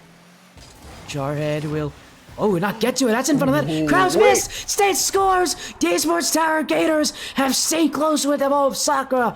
And the first time Evolve's made a mistake on the defense, they've been there to counter. And an absolutely tragic mistake from Crowd, not being able to get up to that. It was a little bit of a tough read, but you got to make that at that point. It's really dangerous. But they do have a 2-game insurance. They have some momentum on their side, and that is a beautiful shot from Area, who has absolutely been shining this game, getting their 3rd goal. And Esports Tower Gators, they want the series to get a little longer here. Reminder, it did start late. We have a series coming up in 15 minutes, so we might have that series pushed back a little bit. But for now, again, Esports Tower Gators, I mean, they're shining in Game 3. In Game 2, at the end of that game, you saw the offense come from them. Now in Game 3, that offense has a full 5 minutes to work with, and Evolve Sakura have not done anything yet to slow it down. I mean, a lot of the same thing, and just seeing Esports Tower Gators, it's just like newfound confidence. It must be newfound confidence, because at this point, they cannot miss. And that was just a case of Evolve Sakura's defense falling apart. Jarhead could not get a touch. That being said, it was a really awkward angle, but neither of the defenders in net could get any kind of touch to prevent it going in. This is not looking nearly as good from Sakura. It's looking great from the Gators, almost getting another goal. That was a beautiful redirect. Unfortunately, will not go in. And at this point, I mean, is this game over? Is this game over? Are we going to go to game 4? Here, because it feels like Esports Gators actually have a very good chance of maybe reverse sweeping. That's a flip reset fake! Oh, sicko! Oh, a nasty play! And the Gators continue their goal-scoring streak! It was absolutely gorgeous. They played the defense like a fiddle, getting the flip reset under a defender and using the flip they got to recover it into a dribble and just driving it on in, getting a 50 into the net. And this has been a complete swing. Gators have all the momentum, and Sakura is finally on the back foot, trying to get some defense going, and maybe at some point get a goal. That would be nice for them. Okay, well, there we go. Well, they did get one goal. They get a goal back here, as that next series is going to have to be pushed back a little bit due to the issues here, but so far, again, Esports Gators in a strong lead. This is a high-scoring game. I will say, I will commend Gators, though. You're seeing them evolve. No joke, no pun intended there. But you're seeing them really evolve to this play style and evolve to the pressure and really change their play style. A lot more confidence from this team. They feel a lot more comfortable. But Sakura, maybe it was just momentum that went against them. Crowd, clear by Sicko. Reaper couldn't get to it, and now State looking for the redirect. That's gone wide. And at this point, for Gators, it's all about thinking about Game 4. This series is, again, far from over for any of these teams. Game 4, and reminder, Sakura are on match point. They won the first 2 games. All you need to do is win 1, and this series will be theirs. That's a mistake. Dryer's going to save, and soon enough time will expire. We'll, again, we've got to move as quickly as we can to that 4th game in this series. As Esports Tower Gators with their response here to evolve Sakura. And that response was putting in 6 goals. Offense was playing insane. And they definitely deserve to continue this series on just a little bit longer. The crowd is going to try and double tap it into their net, but off. Unfortunately, that would have been a really funny ending to a kind of unfortunate game for Evolve. Evolve just could not find the same level that they did last game and the game before. On the other hand, Gators finally got the comeback that they so well deserved. They tried it on game number 1 and 2, but they finally got it. Game number 3, this was their game, and it's a totally different series. Yeah, you can tell that there was a shift here in how these guys play. There's a shift in how they wanted to play, and it seems like everything itself has kind of been flipped on its head here. As reminder, we are going into Game 4. This is a best of 5 series, so well, that pressure is just going to continue for these teams. As I really don't know who's going to win it at this point. Oof. It is tough to say. Gators definitely have so much momentum going for them, but then again, it is really exceedingly hard to get a reverse sweep even in a best of 5 series. If there's someone that can do it, it's definitely the Gators, though. As we go, we're going to move into that 4th game of this series. Again, there's not a lot of time for our next series, so we'll see if maybe we have to go past that match start time. Again, I have informed the teams that we could be late. I'm happy I did that, hey Jax, because if I didn't inform them, they'd be very confused where I was right now. Yeah, that would be a little bit unfortunate, but luckily, in total, we have so much time, you know? Yeah, we have 10 minutes. Yeah, that's plenty of time. We got 2 more games at the very least. No, actually at the max. Okay, and maybe we will get those 2 other games. Area starting off strong, getting a goal.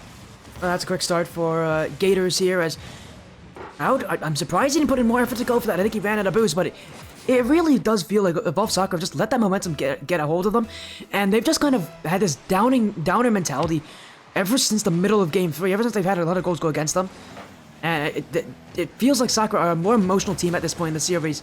They know they're on the cusp of winning. They know they're on the cusp of getting to that 2nd round, and yet something about that mentality is holding them back. Whereas for Gators, they're playing sky high. They're the ones playing with the pressure. They're the ones playing confidently. It's a complete 180 from the start of this series. We talked about in the beginning, Evolve evolving. And Gators just not looking at strong. As you said, it is complete 180. Gators are now the one that is absolutely dominating. They're getting these offensive plays. They're getting incredible mechanics. We saw a flip reset come out earlier last game. And on the other end, Sakura just look a little bit lost. They're just not looking the same on defense as they were in the beginning of the series. Well, yeah, and I think it also just is a product of that is the fact that they haven't had any offense in a while. This is not an offensive-heavy team, and Sakura is. That's a great move, but it will be cleared by Jarhead. And again, as I was saying, Sakura, this is not an offensive-heavy team, but they need to put that ball upfield. They have been stuck in their own half for far too long to rely on their defense keeping everything out. They are only down by 1 at this point, but if they can't get that back soon, it's going to be 2. Is that one wide? Staying wide with that shot from Sicko. Almost a second goal from Gators, and I think that should start to wake Sakura up to what's really happening in front of them. And I think the Gators really want you to be this match because they are putting everything forward.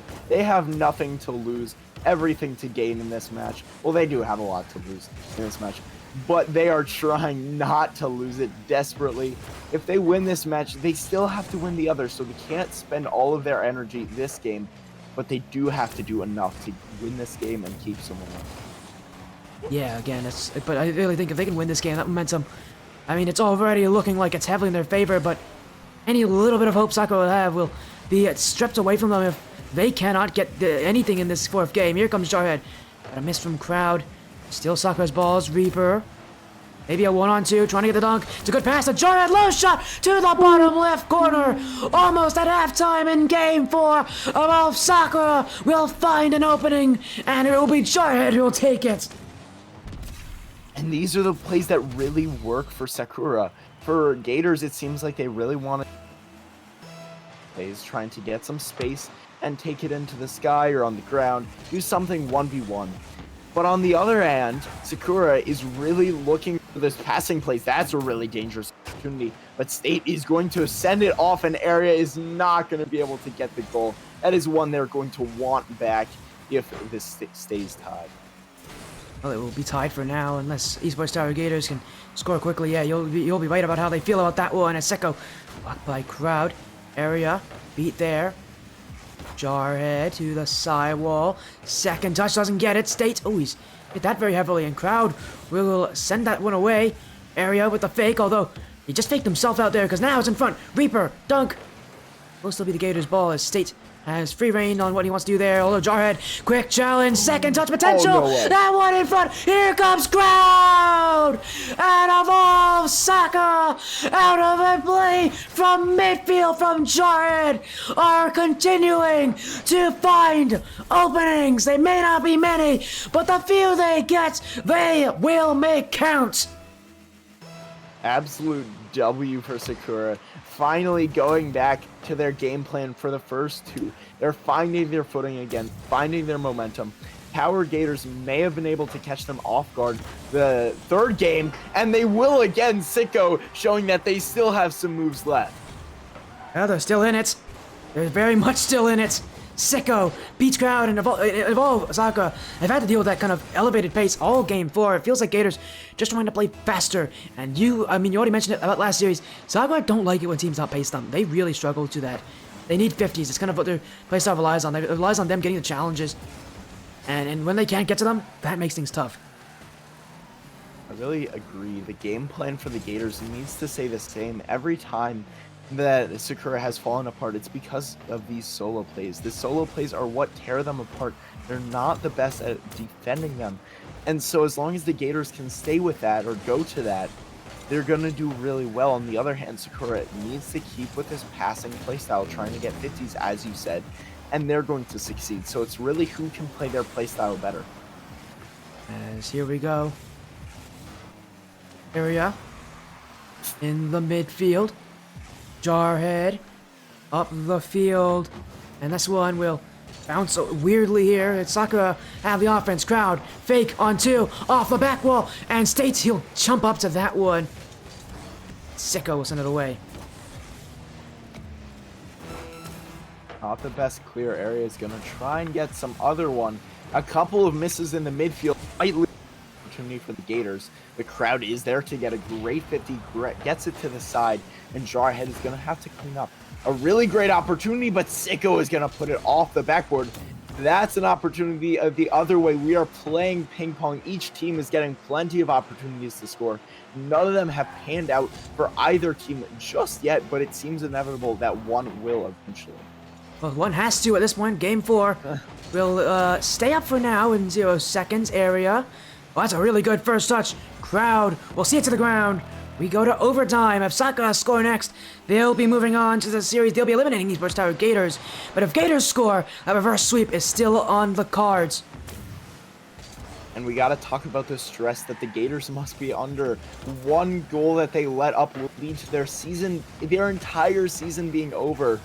I mean, Sakura have the same kind of stress, but just not as much in the same way because they still have that one more insurance game. That's so huge at this point. We can see why going up 2-0 in a series is such a huge momentum builder.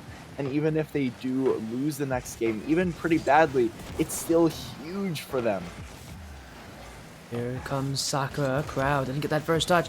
Does have the second. That's a really good dribble. He gets through Sicko with it. Area. Oh, he was beat by Jarhead, and it now will be Reaper's ball. States, awkward. Reaper ends it! Evolve Sakura are taking the series 3-1. And what a recovery from match 1 into match 2. They looked like an entirely different team, and they showed that they were. They used the passes to destroy the Gators. 3-1. Well-deserved win for Evo. Evolve Sakura champions, and well, we gotta move again. That next series is gonna be delayed, I think, about 5 minutes. So we're not nearly as rushed for time as maybe you would think we are. But again, what a series that was. Ajax, Evolve Sakura get the win that they were looking for. A 3-1. They moved to round 2. I know you were, talking about these guys before, and you wanted to see this team make that underdog effort happen, and they made it happen here in the second series. Again, with having seen what has happened, are you feeling pretty fulfilled with that? Yeah, I'm feeling very fulfilled. I mean, I bet 1,000 channel points on Sakura, not to be biased or anything, but I did, and I think I won quite a bit of channel points on that. Yeah, I think like 2.4K. So I'm not feeling too bad about that. I'm glad that they gained. They looked so much better. They did. They really did. And they are going to be moving into that next round, as they should. Again, Ajax, we're going to have to get Xeon in here, because Xeon is going to be our next caster. I know you're done for the day, though. Is there anything you want to say? Anything you have to say to the stream here before we move on? Anything else things you want to say? There you go. Yeah, follow me on Twitter or bad luck for the 1,000 years. Oh, there you go. All right, then. No question, but again, thank you for joining here, Ajax. Have an amazing rest of the night. Hopefully I'll get you to join the stream again very soon. I know that you're always a blast to be with. Peace. Yeah, thank you for having me. Of course. Again, that was Ajax888 here.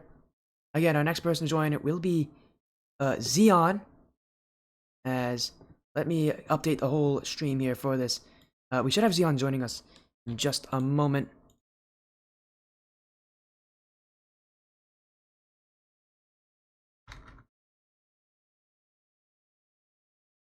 As again, we're gonna have Xeon join our VC. Here, we'll get Xeon in here very soon. I know he's here.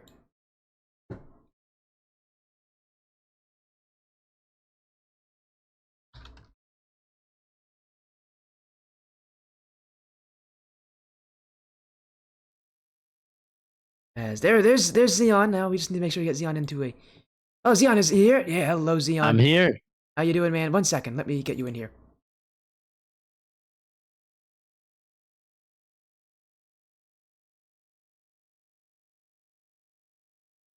All right then. Alrighty, man. I'm excited for this next one. It looks like quite the banger of a matchup. Yeah, it is. Again, 1 second. Let me make sure I actually get everything sorted out here, because it still says our matchup is Evolve Sakura. Don't worry, the next match has been pushed back a slight bit. So again, how y'all feeling, man? It's nice to have you joining us here for next match, which is going to be UConn or University of Connecticut taking on Sloth Mafia. I'm super stoked to be here. It's been a while, and man, I've seen these teams from a distance. You know, never casted these guys before. I hear so much good about Sloth as an organization, and obviously we see their teams having a lot of success. And I always love casting the university teams. There's a little bit of a different air about them, a different, almost sort of professionalism than you find oftentimes with some of the teams in these leagues. So I expect a great display of skill out on the pitch tonight. Yeah, me too. As again, this match pushed back just a slight bit here. Whoop, the wrong thing. 1 second. Yep, there we go. Yep, there we go. As again, yeah, you're right. Again, this is going to be big. And again, this is the Premier Series. We haven't seen a Premier Series match in like almost a year. I think it says for me specifically, 253 days because we've seen a Premier match. Wow. So it's been a while since we've seen this league. The last time we saw it was back when Team Ignition, and again, you don't know it, but back when Team Ignition was Wall, Sophie, and DTR, as well as Promises. Which again, you don't know what that's a reference to. My fans will. That's a team that was on the stream a lot. So yeah, it's insane to see to have it been this long since a match like that. But hey, we are ready for I think that action, aren't you? By the way, actually, you know what? I'm gonna send you match lobby info, and not say it to you because I don't need. Yeah, probably don't say that. I don't think we need to stream. say that. Yeah, that's not how stream's gonna leak. I'm gonna leak what the lobby info is here. 1 second. Here, I'll just read it out when you send it to me. No Yeah, worries. no problem. As again, let's make sure we actually get these teams. I know they've been very patient, but I don't want to have them, their time wasted in any way. As again, this is a big match, though. It is a bracket matchup, and while they are in the upper bracket, these teams want to get that win early because losing early in a double elimination bracket is not great. Yeah, it's, you do have that extra life, and it is nice, if you do have to drop down, great, you still are in the tournament, but you don't want to burn that, ideally ever, definitely not early on. There we go, again, match lobby info has been sent. As again, this will be, again, quite the series. Again, you can see the group, they're on the same group as Buns and Phoenix. And again, if I talk about these teams, in their groups, UConn was 5th out of the 10 teams in their group with a record of 5-4. Sloth. Mafia was in the other group with a record of 6-3 as the 4th seed. Again, these teams have had okay seasons, but what really makes it interesting is the fact that they're so close to each other when it comes to how they ended their season, which makes me at least really happy for this matchup, Xeon, because this is going to be an insane matchup. Hey, fingers crossed we can get that sweet visit to Champions Field, a little Game 7 action. Never gonna be complained about here on the stream. No, I don't think we'll ever complain about Game 7 action. But again, a big matchup. We have sent the lobby info to the teams. As, again, UConn, Sloth Mafia. The match will be starting in just a minute or two. Again, I did tell them it would be delayed about 5 minutes, so I don't have a problem with that. Again, a reminder, our next series isn't for a while after this, so we won't have any more scheduling issues, but if you take a look, Xeon, you'll be joining me with that one. It's another Premier Series match. It'll be Breeze Black, Esports Tower, Sharks. That will be another match from a different part of the bracket, but still just as exciting. Absolutely. Premier Series, is there's so much talent up here. You can really see anything. You can expect to see mechanics that you've seen on the big screen, that you've seen on RLCS. Maybe not quite as consistent, maybe not quite as well defended, but really we are in this kind of skill range where anything can develop, whether it be a passing play, whether it be a solo play, whether it be just the most incredible save you've seen in your life. It's all out here on the pitch. Yeah, then these teams are going to go all out. And reminder, it is, double limbs, so if they lose, they're not out. But let's be real honest, if you lose, your chances of getting into that final bracket, because this is stage 2, there are 3 stages in this bracket. I know it's a little confusing, but after this, there's another double limb bracket where all the teams get put in based on how you finish in this bracket. And let's just say, if you go for that lower bracket, you got to start in the lower bracket for that stage 3. Ooh. You don't want to go there, because that a lower bracket run, while it's very possible, why would you ever want to force yourself to do that? Yes, absolutely. There's so much pressure, and you said that it's multiple stages. There are so many chances to be eliminated. Even though they are these double elimination brackets, You never want to have that mistake. And there are so many teams, such high quality players. You have to make sure that you're constantly on form, that you're constantly performing at your peak. Otherwise, you will be knocked out and you will be punished.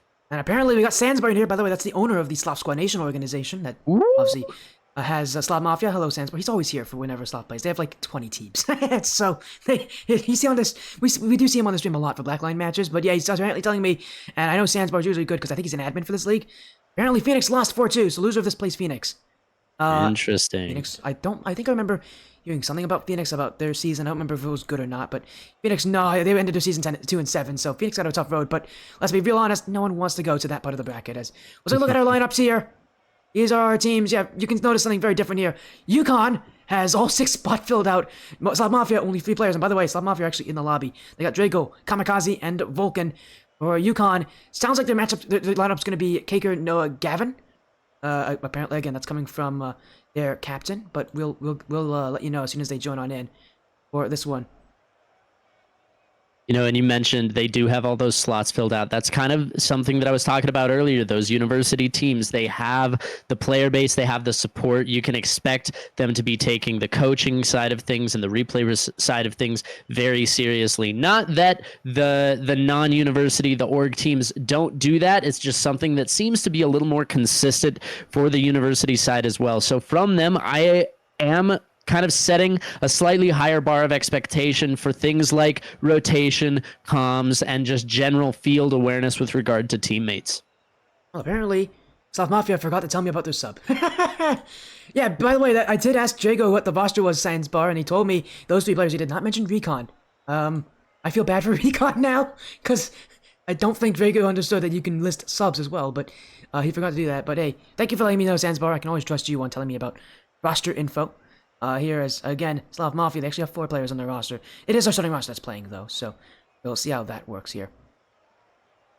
All right, just waiting on the boys, the UConn squad to roll up. Do they have a like mascot name? Are they the Timberwolves or something? I actually don't know if UConn are the... I would assume UConn are Wolves. Let me search up UConn mascot. They probably have a mascot. Let's see. It's Husky. They're Huskies. It's a Husky. Heck yeah. UConn Huskies. Apparently Huskies named Jonathan, so that's great. That's who the logo is. It's of Jonathan. The Husky is, again, we'll wait on this team to join on in. I remind our next series isn't for a little while, so we have time. I have a feeling what UConn's doing is, it's one of 2 things, Xeon. They're either, 1, finishing up warm-ups, or 2, one of the players has a last-second bathroom break, because that seems to happen way too often on the stream. The last second bathroom break, you know, you're on the grind, you're warming up, and then you look at the clock and realize, like, wait, we've got to get into the match. I gotta go. I haven't been paying attention. When nature calls, you have to answer, and I can't blame UConn. I don't think it's that though. I think they're just doing warm-ups, and their matches, for whatever reason, are a bit late. It's not a problem. Again, I assume that they're probably just like a little bit late. Again, we have so much time. My next match isn't for like an hour and a half, so we can be a little late, and it's not an issue. Although I do feel bad for Sloth Mafia waiting in this lobby. But, yeah. Oh, well, speaking of, there they are. UConn has found their way onto the pitch. They have found their way into Manfield Night. As we are just getting a quick chat here with UConn, but I believe, yeah, as you said, they're in the field, they're on the lobby. They do have subs available as well, according to Shivo, their captain. But we'll see what they do here. As they also have Lamb playing, and I saw from chat, a lot of people really like Lamb, so that could be interesting. We might have to focus on Lamb a little bit here. I know that's going to be really intriguing, but we'll see how the role they play. Their first lineup, though, for UConn will be Shivo, Lamb, and Noah. Sloth Mafia in the field as well. Best of 7 series. Welcome to the stream, Xeon. Take it away. All right, we're starting off here. It's a strong ball back into the blue corner. Lamb not getting the touch he wants as he comes down off of it, and loose ball in the midfield, but confusion coming out from both sides. Demo will finally let the ball escape that little pocket that it was trapped in, and it finds its way out in front of the blue net, but nobody there to take the shot. We escape the first few seconds without too much action here. Yeah, but you can already see these teams. You already talk about it. It's high level. They're going to go for that kind of stuff. A lot of flip reset chances from Mafia, but here comes Shiva the other way. Vulcan will take the block.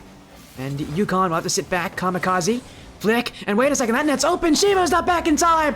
Kamikaze will take it. Sloth Mafia with the first strike as Yukon will overcommit.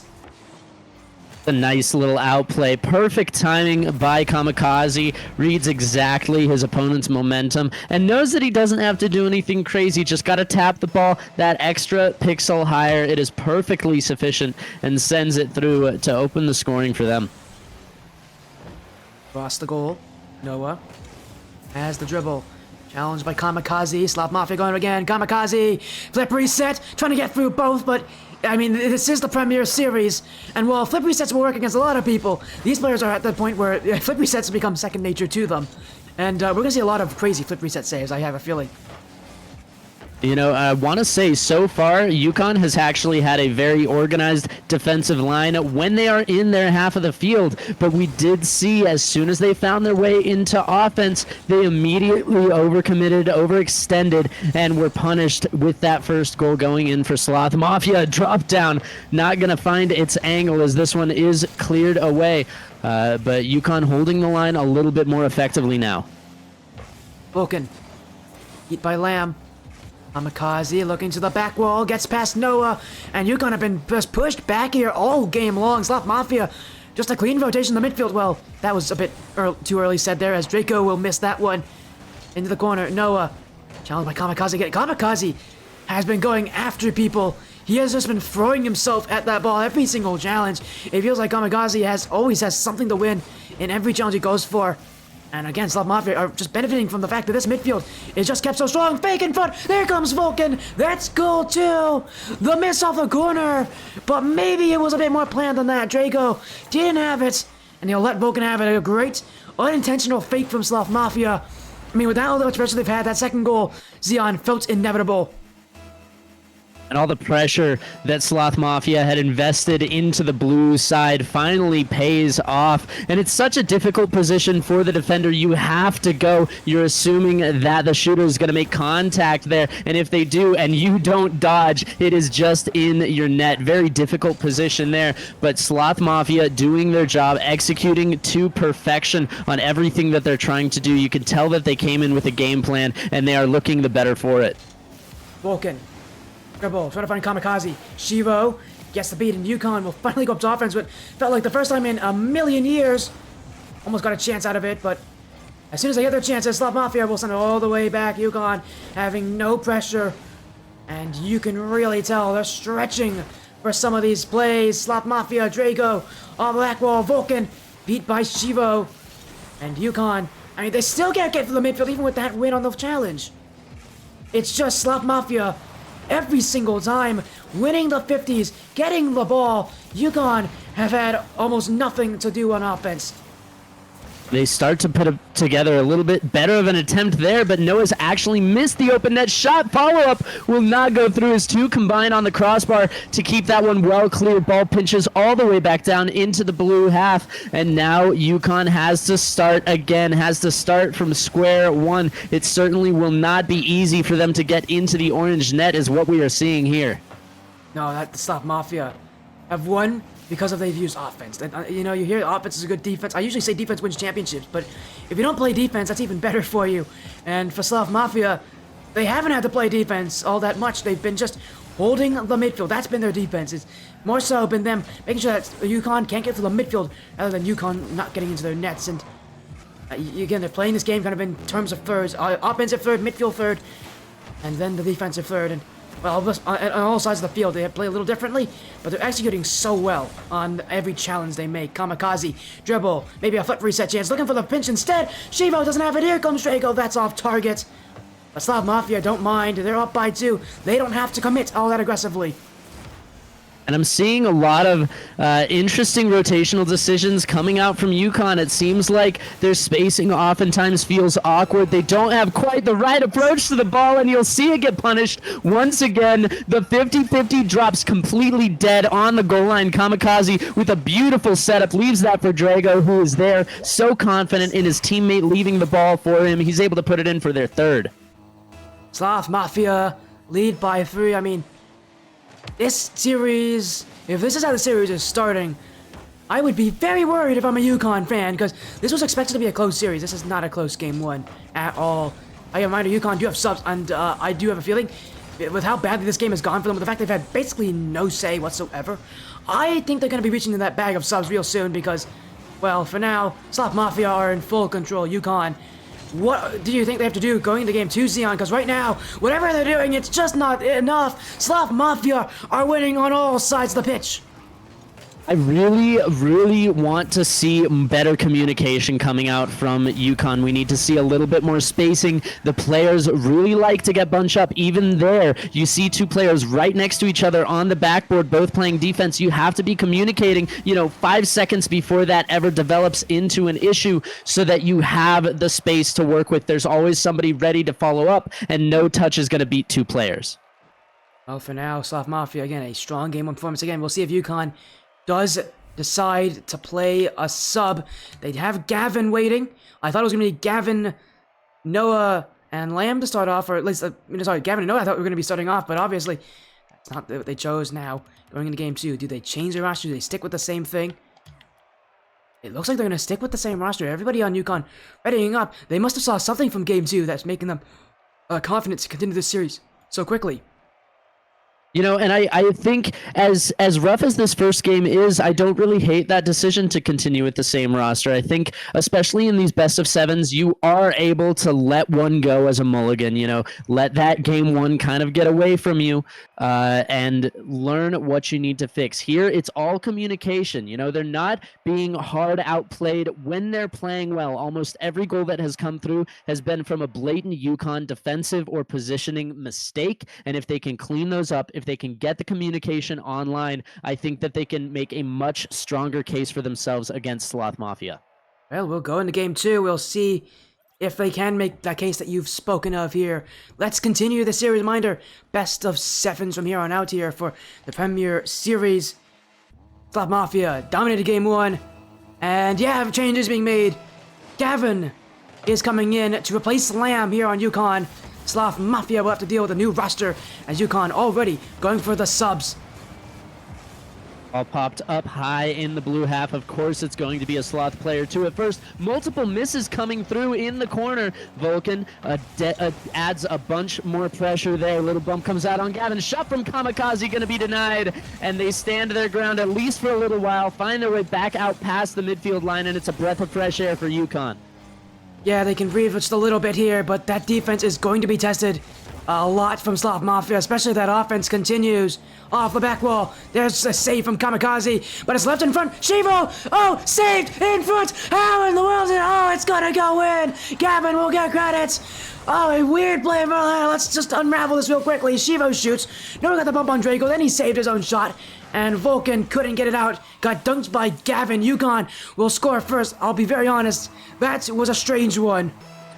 One of the scrappiest goals I've seen in at least a couple months. That one deserves an award of some sort. Not sure what. Noah down to the ground. Look at Shiro though with the redirecting. Gavin is there, but he's not able to find the target. They're starting to find those connections though, and that's exactly what you want to see. You keep on going. UConn at 1 goal. Their first lead of the series. Their first goal of the series as well. And you can just see the confidence they have here with this addition of Gavin, with the fact they've scored so early on. They don't feel as demoralized. They know that they're in the lead. They know that they're holding this pressure. They know that they're controlling the pace. And yet still, they can't get overconfident. Sloth Mafia. I mean, if we know what they can do from last game when it comes to scoring, you cannot be happy with just a 1 goal lead. That's exactly why they're going to make it 2 with Noah. 2 goals in for UConn. A perfect transition. And, well, something has flipped here in this game for UConn. And all of a sudden, now they're the team that's strongly in favor. It's a beautiful team play there. Noah with so much confidence in Gavin getting past the 2 players, but huge props to Gavin for setting that up. Did not have to use very much boost at all. It was just incredible timing on his touches, getting over both of those players to leave the net open and undefended for his teammate. Ooh, a miss there. Noah, challenged by Vulcan. And again, UConn, just some confidence. Maybe game 1, because, as you mentioned, it's a tester game. A lot of teams just kind of go into game 1 trying to feel out the other team. Maybe they're not looking for that win, and maybe that was the kind of game UConn was playing. But for now, it's still a 2-goal difference. UConn's favor in game 2. Noah's gonna shoot. That's gonna make it 3 in front of the nets. Noah will never miss that shot in his lifetime. UConn score again, and Sloth Mafia. We gotta start talking about the amount of space they're giving UConn when they start playing this far back. Absolutely. You know, it's really interesting. I think that UConn are actually doing a very good job of snagging those boosts away from Sloth Mafia. It's really cutting down their ability. But you see Gavin, he's being such a difference maker for UConn this game. He's just diving that half a second earlier than Sloth Mafia is expecting him to, and it's throwing off their read of the game. They will need to adjust to it. Yeah, Lamb was definitely a more defensive player than what Gavin's trying here. And, but UConn perfectly happy with the trying to continue here. That kind of momentum. That's a good beat from Gavin. Vulcan has the challenge, but Sloth Mafia at this point, it feels like they're just running around and they just can't get a hold of any part of this play. Noah, well, that's actually right to Vulcan. Kamikaze got a touch. Vulcan, still on it. He's gonna look to challenge Gavin. Sloth Mafia again, just a lot of space here. Between players, you're seeing these challenges just come in too slow. Well, that's a good chance for Kamikaze. Oh, and he almost got that one. It was a tough angle for Kamikaze, but one he definitely could have taken. Sloth Mafia will get a big chance there, but again, I really worry about the amount of space that's being given up between players from Sloth Mafia, because it does feel like that first player and that second player have such a divide. Double in! Kamikaze will shut me up here! Sloth Mafia with a highlight reel play to get their first goal in the second game of the series. And Shiro, he went up the wall, decided to challenge off the ceiling, and it's a bold choice. It's not necessarily a bad one, but if you go, you have to be making contact. You have to be getting in the way of the play. Kamikaze was able to get past that first defender, and it gave him so much space with the undefended backboard. Now Vulcan, can he add to the tally? No. Gavin will stand strong in the net, and the score remains 3-1. That situation is so tough to ask. Is it going to be fake? Is it not? Who knows? Kamikaze, oh, he's really feeling the mechanics after that double tap goal. Gonna go for a flip reset catch. Gavin, beat by Drago. Noah. Gavin, redirects in the midfield. Oh, and Drago hesitated! Shivo's gonna take it! Drago stops moving, and Sloth Mafia will pay! That's the difference between saving and scoring, is that one stop of momentum there from Drago. And you have to shout out Gavin again. He is being such an incredible enabler for his teammates. That little redirect that completely drops the ball down in front of the net. It forced Drago to completely reconsider what his options were in that scenario, and that little extra time it takes to think is all that UConn needed to regain their 3-goal lead. Gavin pushing up, trying to find even more pressure, and you can see his timing is absolutely incredible. He's got the read down on Sloth Mafia right now. Yeah, they do. Again, UConn with Gavin. Gavin's bringing a lot of energy to this team. They aren't waiting for Sloth Mafia anymore. As Shivo, flip reset. Vulcan's got the save, but at this point for UConn, Game 2 is pretty strongly in their favor. As long as they play how they have been playing, this will mark a tie series. Noah will be kept wide by Vulcan. Gavin, ooh, he's missed that. Vulcan, dribble, gets past 2. Kamikaze will shoot. Noah will get there. Sloth Mafia, we're looking for a chance, any chance, but when you start to get that desperate, your shots aren't going to be all that strong. And Sloth Mafia, I mean, that will end this game. A tie series here. UConn, after getting bullied around in Game 1, will return the favor in Game 2. And this newer roster with Gavin coming in for Lamb has made... It seems like it made all the difference. That team is now more confident than ever to continue their kind of strong start. And assuming we don't see a substitution from UConn, which I wouldn't expect to see, I think they're playing very strongly right now. It's an interesting situation for Sloth Mafia. If they let this ball ever hit the ground, oh my goodness. No, they want to keep it going. UConn wants it too. Noah, that should be a chance. It's going to finally hit the ground there. UConn will still take the game by 3 goals as well. A pretty substantial margin for a team that lost in Game 1 0-4. All right, and it's a complete change of pace. This time it was UConn dominating the game, but it was all about the speed. Gavin really elevated the entire lobby to another level, and Sloth Mafia was not able to step up to it. It doesn't necessarily mean that the players are not capable, but they certainly weren't ready coming into this game too. The question is, will they be ready in game 3, or has UConn found their ticket to dominance over this Sloth Mafia team? We'll see if they can do it again. UConn with the sub and Gavin already making his presence known. 3 assists, 3 saves. If you talk about like needing an aggressive player, Gavin played aggressive. He brought that aggression here. I mean, the field domination is 51% in favor of UConn. Again, he brought a level of aggression that this team desperately needed. Absolutely. And I think the combination of the ability to go for those early reads and consistently hit them how you want, always diving in for the early challenge, but not trying to take it for yourself, always diving in and leaving it for a teammate, finding a pass to someone else. That is such a deadly combination of traits for any player to have, and you can see exactly why that is in that game too. Well, we'll see if Gavin can continue his stellar performance. They actually are making changes. Lamb is coming back in for Shivo, so this feels like UConn. This is a normal thing for them to just change their roster like this every single time. I'm really interested in how this works, because we've seen a lot of teams on the stream who play this way, who like to sub in. UConn are doing it here, and I mean, with the chat really harking here on Lamb, saying, hey, you gotta focus on this guy. Well, I'm excited to see what Lamb will do here, because Game 1 wasn't Lamb's game, but maybe in Game 3, maybe this is where Lamb really shows us why everybody likes him so much on the UConn side. Well, I would be very excited to see it. Gavin wants to reassert his dominance as kind of the man of the hour, the one that we've been talking so much about, but he's not able to early on as we go back into the blue corner. Lamb looking for a little bit of a clear, but it's met very early on by Vulcan, and pressure for Sloth Mafia starting to build.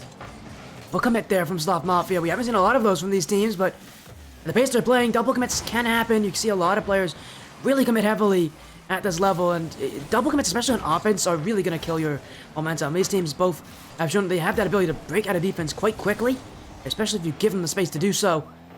And, well, that double commit for Sloth Mafia is only going to make things tougher for them on offense, says Gavin. Off the back wall, Noah. And again, a little bit of space, looking to get the breakout chance. Gavin. Kamikaze there, a double commit from UConn now, and here comes Draco to the back wall. Kamikaze wants it. Noah will deny that opportunity. Knew that Kamikaze was winning the back wall. Now Draco's doing the same thing. Sloth Mafia are trying that same trick again. UConn have done well to stop both of them, as they always seem to have a player on that back wall, and that's a huge place to put them, because a lot of players are going to go there just to set each other up. And we are seeing that adaptation in terms of speed and aggression for Sloth Mafia. They're no longer just trying to meander out of their half. They're moving forward with purpose. They're meeting the UConn challenges at the point of contact so much more often than they did in the last game. And we're already over 2 minutes into this one. Not a goal has been scored. We have found that deadlock. You wanted an even match. Here it is, Sporty.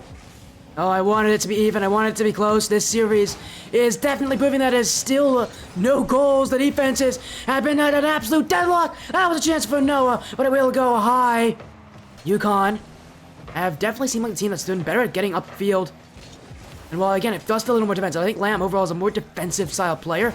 Him and Gavin can definitely work together. As Lamb, I think, pushes up a little higher, he has that kind of playstyle. I think he could be extremely talented upfield. As here comes Noah. Maybe trying to make me like him. Oh, that's going to be a bad shot from Lamb. That should have been at least a chance on target there. UConn will miss that opportunity, as, again, it feels like they're sitting back a little further, but even so, that offense is still quality. And a lot of these touches from Lamb, apart from, again, that shot that we just saw from him that wasn't very good, have been very strong. UConn have had their chances. They've just not been able to score. Sloth Mafia's defense has definitely been in the way.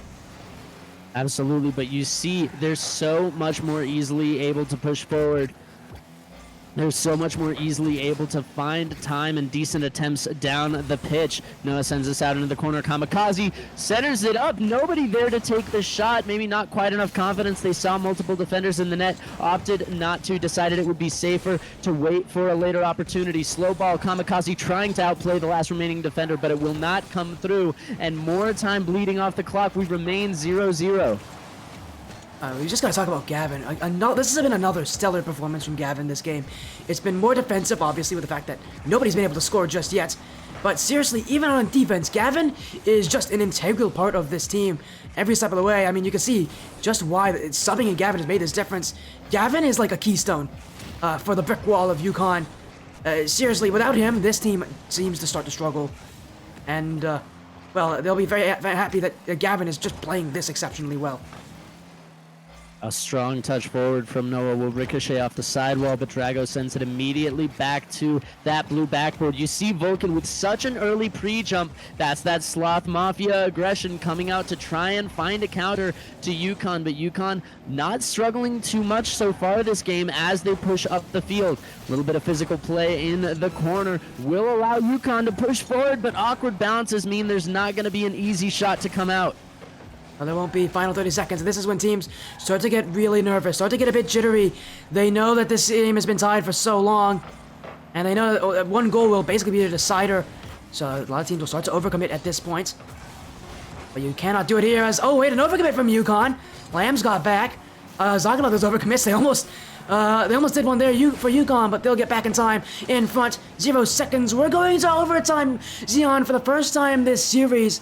Again, with the series starting off so early on, this has been insane. As a raid from Tommy Buckets, joining us in, we got some Blackline Championship Series action here. Joining me is Xeon. So yeah, we got some incredible best of sevens coming up. It's UConn versus Sloth Mafia.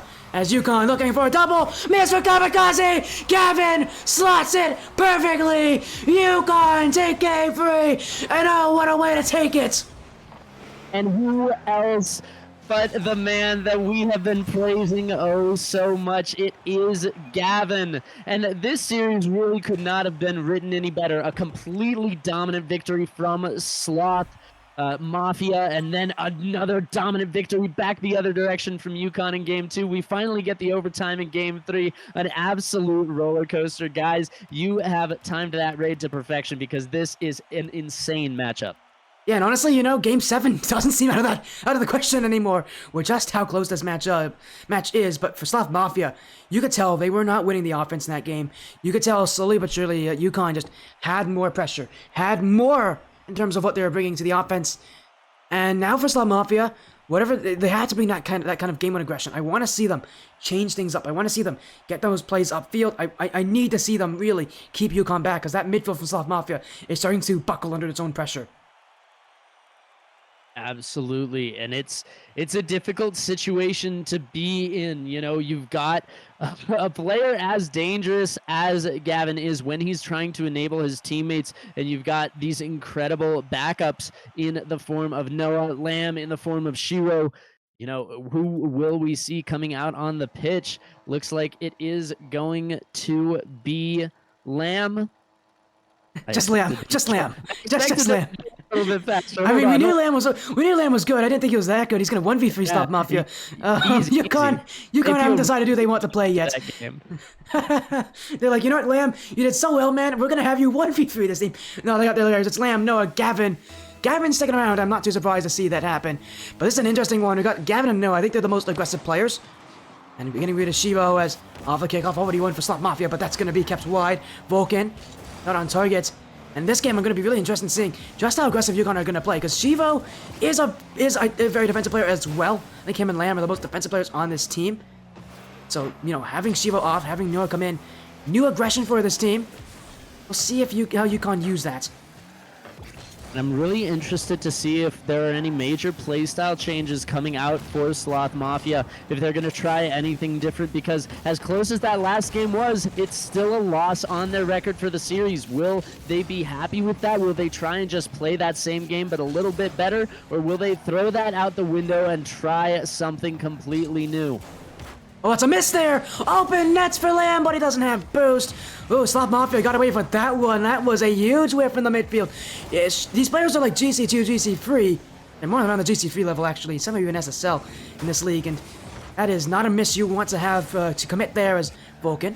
Second touch, doesn't get it. Lamb won't have it. Gavin will. That pop-up will slow down Sloth Mafia. You see so often higher level teams, you'll hit the ball straight up and then not follow it. Just to waste time, just to give themselves some boost. You can tell UConn is sitting back that far in that play. They didn't have a lot of boost left, so hitting the ball like that gives them time to go for that boost as Now they can use it to go upfield. Noah, Vulcan with the block. Kamikaze, with double commit. Gavin, Lamb following up, but Lamb I think got blocked by Kamikaze in midair. And Yukon will have to just find a new way to break through. It seems like over the last minute, we've seen the ball loose in the midfield quite a bit. Neither player really holding on to a lot of possession, just kind of dishing the ball generally towards the other team's net. Will it be enough? Kamikaze wants the air dribble, but it won't go through. Defense continues to look strong for both sides. Now a save from Drago. Yukon looking for the chances. Vulcan trying to get the flip reset. Lamb up to the back wall, but deleted off the field. And that will be the ball for Sloth Mafia. At least I thought it would be. It's still bumbling around here. That net was open. Noah couldn't put it on. Vulcan will clear. And where is Yukon? Yo, they absolutely disappeared here in the midfield. And that's a free walkthrough for Mafia. And yet somehow Drago's missed. Oh, Sloth Mafia could have walked that for the for the midfield. Instead, they give it away. And Yukon somehow, someway, still have the ball, even when the midfield was completely vacant. Gavin trying to find it, and it's just not gonna work. Sorry, Zeke. Sorry, Zion. I probably should have let you continue there.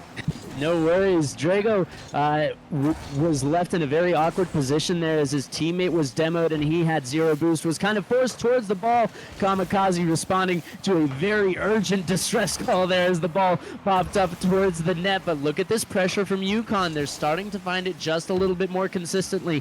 Great extension from Vulcan, and it will fall into blue territory. Gavin left completely alone. Kamikaze not able to find that angle, and it's cleared out to the sidewall. And I mean, at this point, we're just going to see a lot of 1-0s, aren't we? We might go to OT again with how these teams are playing. Seriously, I just haven't seen enough in the offense. And you can tell neither of these teams, because Vulcan is going after players. Kamikaze is going after players. I mean, Yukon, we're seeing Gavin and Noah charge into defenders, trying to remove them from the field. Anything to get their offense at a stronger position. Because right now, it just hasn't been there. Our last goal, again, last game was a 1-0 difference. These teams have struggled to score. The defenses have played well. The offenses need to be more creative, as that's an overcommit. That's open, bar, and out. Team bump. Kamikaze's gonna score. Yukon have just thrown away that defense. Oh my. They overcommit. The ball's in front. Noah dejects Gavin from that save. And Kamikaze says, thank you very much. Sloth Mafia up by 1. It's an absolute nightmare bounce as that one comes down off the crossbar and bounces nearly straight up, but just far out enough that it is shootable. You see the panic come out in defense. Will there be another? No, this one falls wide of the net, but Kamikaze looking to creep back through. The pressure is on. Sloth Mafia at long last have a lead again in this series. Fake won't go through. Again, Sloth Mafia now playing the question. What a 50 Kamikaze to Vulcan to 2 goals. Sloth Mafia are starting to find the pressure as this 50. Oh, it's a miss from Lamb. It doesn't help either, but that 50 Kamikaze, he's backwards to that goal. My voice cracked. Everything's falling apart here. But Sloth Mafia, they're not falling at all. In fact, their offense is surging ahead with a great 50 from Kamikaze. Vulcan puts it in. And just like that, Sloth Mafia are in a very favorable position with only 45 seconds remaining. Absolutely. They just need to hold on to this. They don't have to do anything else. Simply burn down the clock. And plays like that from Drago are exactly what you want to see. Play the 50 game, and it will continue to work. Maybe they've not only found how to win this game, but their game plan going into the next one, because they are firing on all cylinders. Kamikaze slots it to the left side of the net. And Sloth Mafia continue their onslaught at the end of this game. At this point, Yukon is just starting to overcommit because they have to. They have no other choice. When you play against a team like Sloth Mafia and you just can't score against them, that means you gotta commit heavier. And now I really want to see Yukon in the middle of these games and, during this, 1 minute break, make up a new plan. Make up an idea of what they want to do. Because that offense of theirs has been silenced in the last 2 games for the most part. They've done well to keep Sloth Mafia out, but your defense can only do so much. If your offense isn't there, then you're only successful on one side of the field. And for Yukon, well, Game 4 is over. Going into Game 5 into a series that's tied 2-2, they have to make some adjustments on offense. Man, I gotta say, this one is going exactly according to the script that you sent over. It's looking really beautiful. We're perfectly on track for the game 7, tied 2-2. I love going into game 5 in these best of 7s with a tie series, because the teams already start to feel that pressure. Even though Champions Field is, 2 maps away, whoever gets to match point first between the two is in such an advantageous position, because at this point you're just playing a best of 3 and you don't want to be the one down in that scenario. Nope, this game 5 it could very well decide who wins. So often, a team who gets that match point is the one who wins. I know that sounds a bit funny when I say it like that, but that game point match really is important. That's why game 5 is going to be probably the most important game of the series when it comes to who has that pressure. As Ectofrix, thank you for the follow, Ectofrix. Welcome to the Spotty stream. Again, we're in game 5 here. We're going into game 5. And again, Yukon, and I think the chat's asking for it too. The chat here wants to see Lamb. They want to see Lamb continue to play well. And I'll be honest, Lamb's been probably the most consistent player for Yukon, at least from what I've seen. I think Lamb's got consistency every single game. He's played about the same as he has before. Unfortunately, I need to see Gavin get back in that spotlight. I need to see the offense there. Oh, Lamb's been replaced. It's going to be Shivo, Gavin, and no, this was the roster that won in game 2.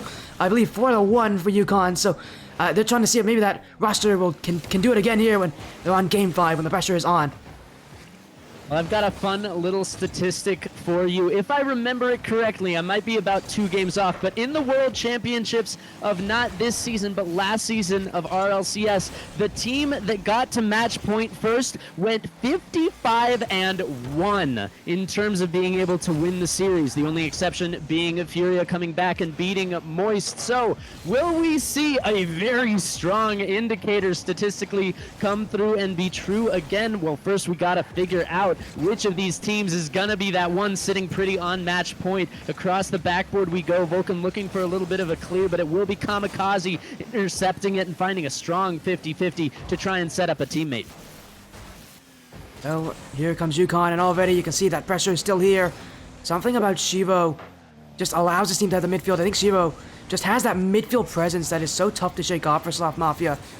And yet still Sloth Mafia been able to shake it off there. Drago to Vulcan on target, but it will be... Oh, it's going to go bounce in front. Shivo didn't have it. Kamikaze couldn't score.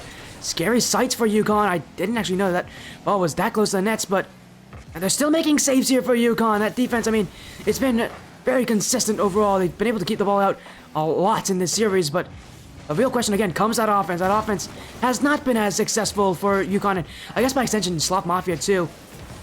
And again, they're still searching as that Doomsday Dish off the back post. Yukon are going all the way back to play defense. And I mean, Xeon, even with this roster, the one that seems to be the strongest on offense, they're still getting suffocated here by Sloth Mafia in every single play. Absolutely, you're seeing so many nerves come out. That could be a huge demo, but Gavin's touch goes backward, leaving Noah with so much more work to do. You'll see Kamikaze with an absolute boom. A team bump into an own goal, and this is tragedy here in Game 5. I can't believe we saw that. I was looking at Gavin's screen. I'm thinking, well, that's a funny bump he just had there. We bumped out Shivo, who was going for the boost, I believe. Miscommunication from Yukon. Rotations are off for Yukon. And that's not a good sign if the defense gives up that kind of a sitter. They're going to need to score back quickly. Gavin, going to do a flip reset. Dunk, Vulcan, can't get it! Noah's going to shoot! Oh, what a play from Gavin! A great bit of decision making here in a tricky situation. A little bit of luck involved, but Gavin brings it down, gets the defense so awkward, and the ball just pops out perfectly to his teammate. And so we've got a tie game. They can put the own goal out of their minds.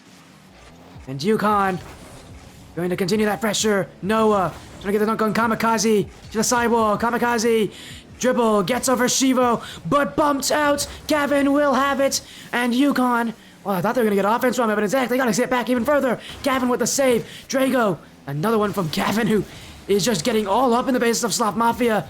Now the game is tied. Now that both these teams have scored, it's really up in the air for who can score next. We know these teams can both do it. In a game 5 like this, in a series that seems to be separated by small margins, anything can make the difference. Any play can do it. Any solo effort, any mistake Noah took it away from Shivo, double commit from Yukon. And they're going to have to go back for this one. That midfield will be won by Sloth Mafia once again. Kamikaze, flip reset, sent away by Yukon. It's just back and forth, Xeon. The next shot, it feels like it's going to be the one to score, but realistically, we know that it might take a lot longer than that. Absolutely, and we're seeing the same mistakes that we saw in the first game starting to come out from UConn. It's the double commits, it's the mistakes in communication where somebody cuts off that ball, sends it to an awkward position, and they're just not quite able to find the right place to run onto the ball from, the right place to encounter any given challenge from. Just a lot of awkwardness, and we need to see them clean that up. Not sure if it will take an incredible goal, not sure if it will take somebody in the comms just saying, hey guys, lock back in, we got to stay focused, but it's something that they need to make happen. Maybe Gavin can do it here. No, it's gonna be off target. Almost, but almost is not good enough here for UConn. 60 seconds remaining. Demo, shots, score! Noah! Inside the final minutes, UConn are in the lead here in Game 5. And all three players involved in that one. You see Shiro with the pass off the corner. Noah immediately up for the shot. Gavin removing the goalkeeper from the equation. All three players playing an integral role to that one. Sloth Mafia looking for an immediate response, but Noah will keep it clear, and you see all three UConn players for a brief moment all pushing up. It's left the defenders in a difficult situation. Not a lot of boost. Kamikaze flick not going to be allowed as Noah keeps that one clear of the net. Not a lot of time left for Sloth Mafia. You said it right, and that time's going to tick away very quickly. They want that chance. Drago to the back wall. No second touch, Vulcan. Gavin meets him there, but that's all the boost Gavin has. Miss from Noah. Drago. 1-on-1 with Gavin, but Gavin's gonna get that win. Although he doesn't get the best touch out, still he beats past a couple players. And Sloth Mafia all the way back, maybe one more chance for them. Even if they can get it, they're still on defense, but here they go. Down the field, final 10. Gavin to clear. Kamikaze doesn't have it. To the back wall. Maybe a second touch. That one on target from Gavin. Game 5 secured. UConn will take match point here. And of course he has to put the sauce on it. He's got to put an exclamation point here at the end of the game saying, hey, remember who this player is. Incredible angle there on the double tap to put the nail in the coffin here on Game 5, and it's University of Connecticut. It's the Huskies going into match point. They are just playing so clutch. This series, it's decided by those little factors, and it's decided by big plays from big-time players.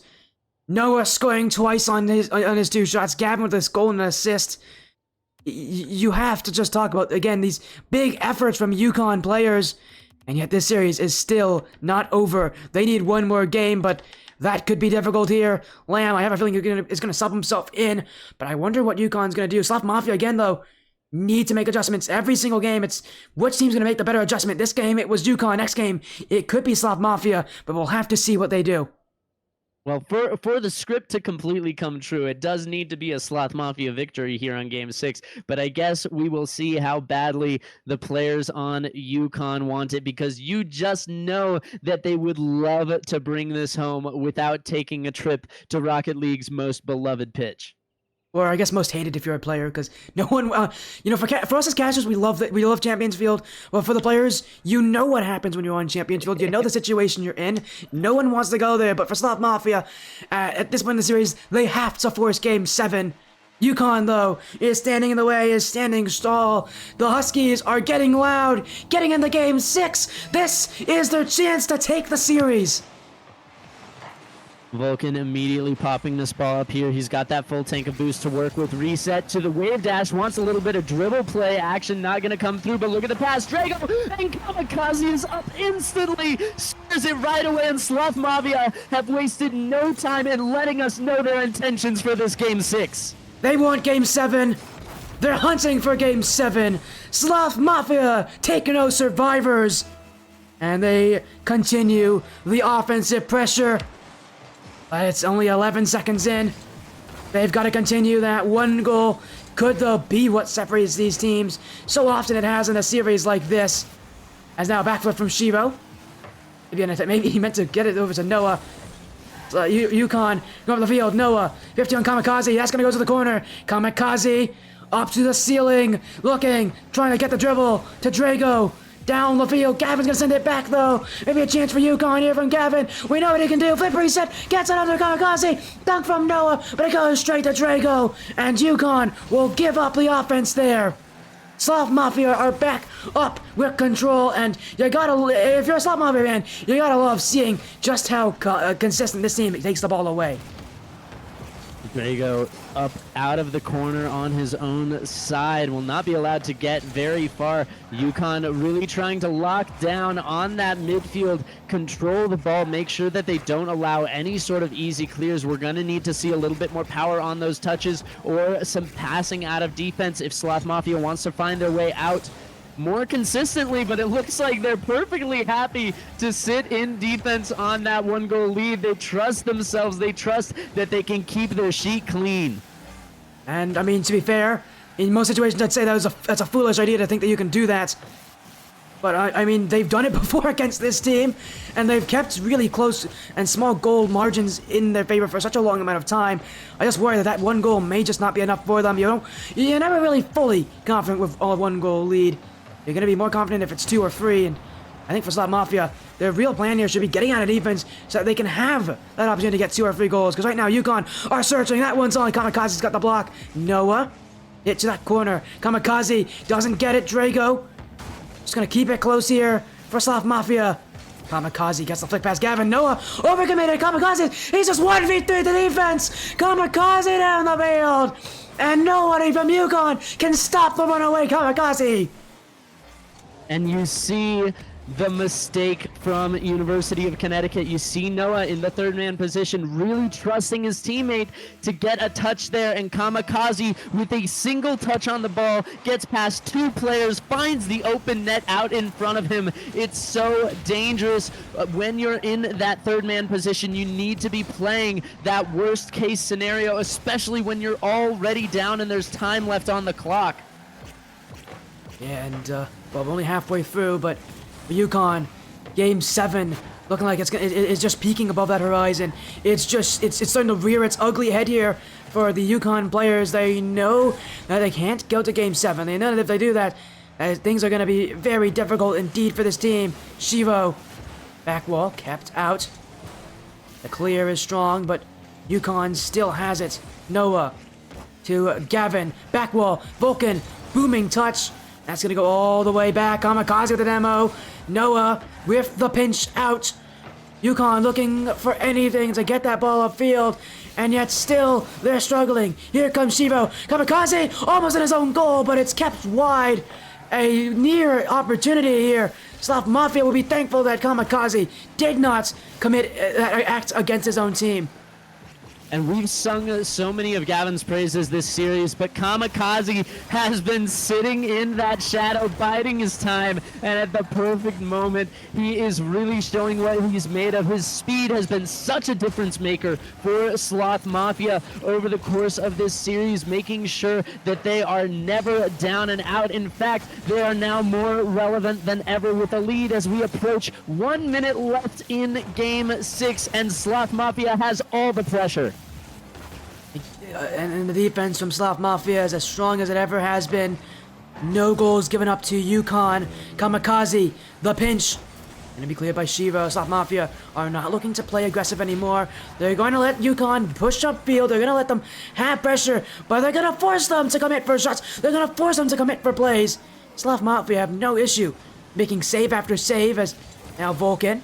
That's to the midfield. Noah gets past Drago. Sidewall. 2 players commit, but Noah wants it. Fake in front for Shivo.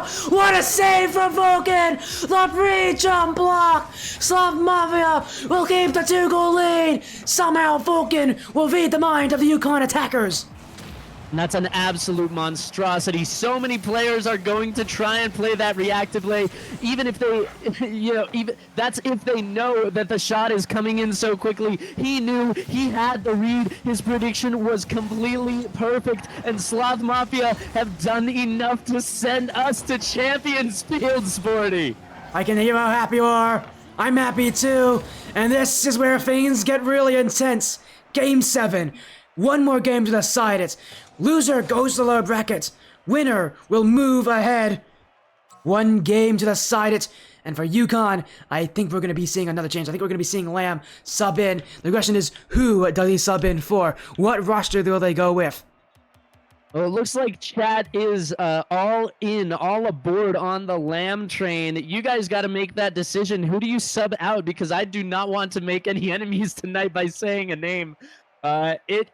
It's going to be a tricky one. I think that UConn is falling victim to those communication errors. We saw a lot of double commits, a lot of overextensions from them in this game, and it only takes a couple of mistakes, a couple of punishments to come out, and you see the result here. UConn needs to have completely spotless communication and positioning in Game 7 if they want to take this one. Yeah, and what I also need to do is they also need to get a goal early. When Sloth Mafia score early, they shut down UConn so easily when they play that defensive style. Sloth Mafia are, at least so far, they feel like the talent, the defense that like can just shut teams down whenever they feel like it, and you can really tell that they do that. For UConn, Lamb is coming in. He's gonna be laying with Noah and Gavin. Game 7, Xeon. This is it. This is where champions are made. The names of all the world champions hang in the rosters, but we are a little bit more zoomed in tonight. We've got the macro lens enabled, and we are looking at two incredible teams that are fighting tooth and nail. You can see how badly they wanted this one, going dangerously close to the blue net. It will be sent away. Vulcan is there with the read. He had the double tap lined up at the defense, just strong enough for UConn to stay clean early on in Game 7. And that's why they subbed in Lamb. He's got that defensive posture that is so tough to break. Sloth Mafia, they're going to have a really tough time scoring against Lamb because anytime that Lamb's on the field, that defense gets strong. The only problem is, how do they move that into offense? That's where things get tough, and that's where you need to see Noah and Gavin really shine. Gavin, one touch, two touch, save in front. Here comes Noah. That's in for UConn. Goal 1 will go to the Huskies. It's a beautiful touch from Gavin. Incredible read from Vulcan, but no follow-up in defense. Noah being the first one to that ball, and this is dangerous. Can Sloth Mafia come back, or will this momentum start to snowball for University of Connecticut? Gavin, the dribble, flip reset, Kamikaze with a block. Noah off the corner. Here comes Drago. Lamb couldn't get the beat on Vulcan, but UConn, the confidence here. After that first goal, everything is looking like it's going in their favor. They hold the offense, they're holding Sloth Mafia. But now they'll have to play a little further back. Here comes Lamb. Not a great first touch, but Sloth Mafia are still not going to find it there. That's a good shot, though! Oh my goodness, Kamikaze! I spoke too soon, I didn't think he had it! And Kamikaze will prove me wrong, that was perfectly placed. Incredible demo there by Vulcan as well. The foresight to know that he can't rotate out there. He has to screen across the net and open the door for his teammate. Vulcan can do it on both sides of the field. Incredible saves, incredible off-the-ball plays. He can do it all. And Sloth Mafia have tied the game up. High ball from Kamikaze will only go as far as Lamb, who taps it forward. No boost left. His teammate moves on in, but the big clear from Drago leaves Gavin in a little bit of an awkward position. Beautiful control on the backboard, alleviates all pressure. The passing play is coming up here as Cryptus with a follow. Thank you, Cryptus, for the follow. We're in Game 7 here, UConn versus Sloth Mafia. And again, a lot of the questions I have, there's so many different rivalries here in this matchup. It's Gavin versus Kamikaze. It's Lamb versus Vulcan. I mean, everybody on UConn is... just everybody on both sides of the field is playing insane defense. You love to see this kind of playstyle. That's a triple commit on Vulcan. Couldn't shoot from there. I mean, even though it was triple commit, it was triple commit right in front of him. And that will be cleared away. Gavin, Kamikaze to the corner. If you're looking for the clear out, Gavin is still on it. UConn pushing up. Here comes Gavin. Flip reset. Lamb in front. Looking for the dunk. Almost had it. But it will be deflected a little high. And UConn will have to find another chance another time. Vulcan and Kamikaze both pushing forward. Kamikaze rewinds, gets a little bit of a better positioning. Shot by Draco will be denied. An absolute bullet to the top left. Noah does not care. He's got that completely locked down. But pressure starting to build up a little bit on that blue half. Can Gavin find his way out? No, it's an aggressive challenge by Kamikaze. Drago there for the follow-up, and it'll bounce just wide of the net.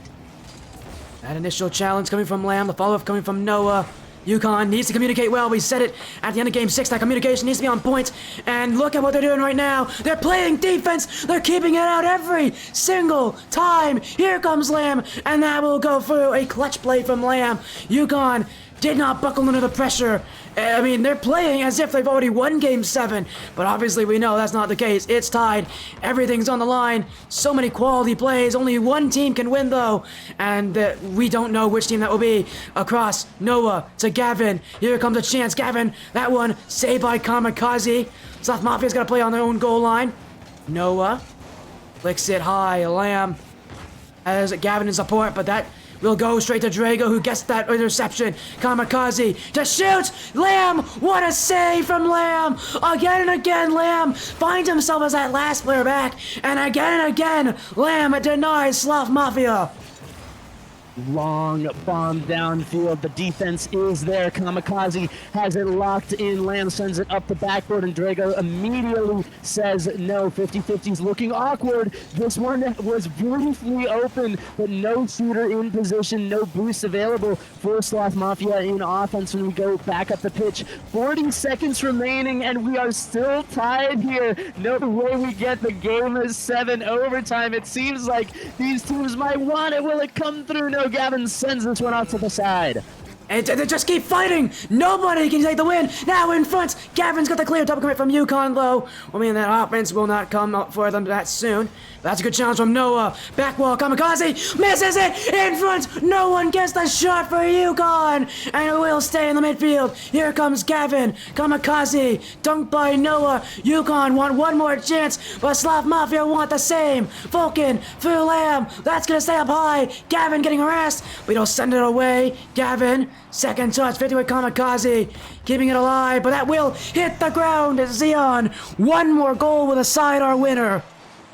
Golden goal, either of these two teams, and this is where the nerves go absolutely off the rails. One mistake is all it takes. You have to keep your gameplay so clean. Lamb drops this down in front of a net. It's a miss from Kamikaze, but Drago is there. You see University of Connecticut playing a little bit of a safer game. They do not want to overcommit.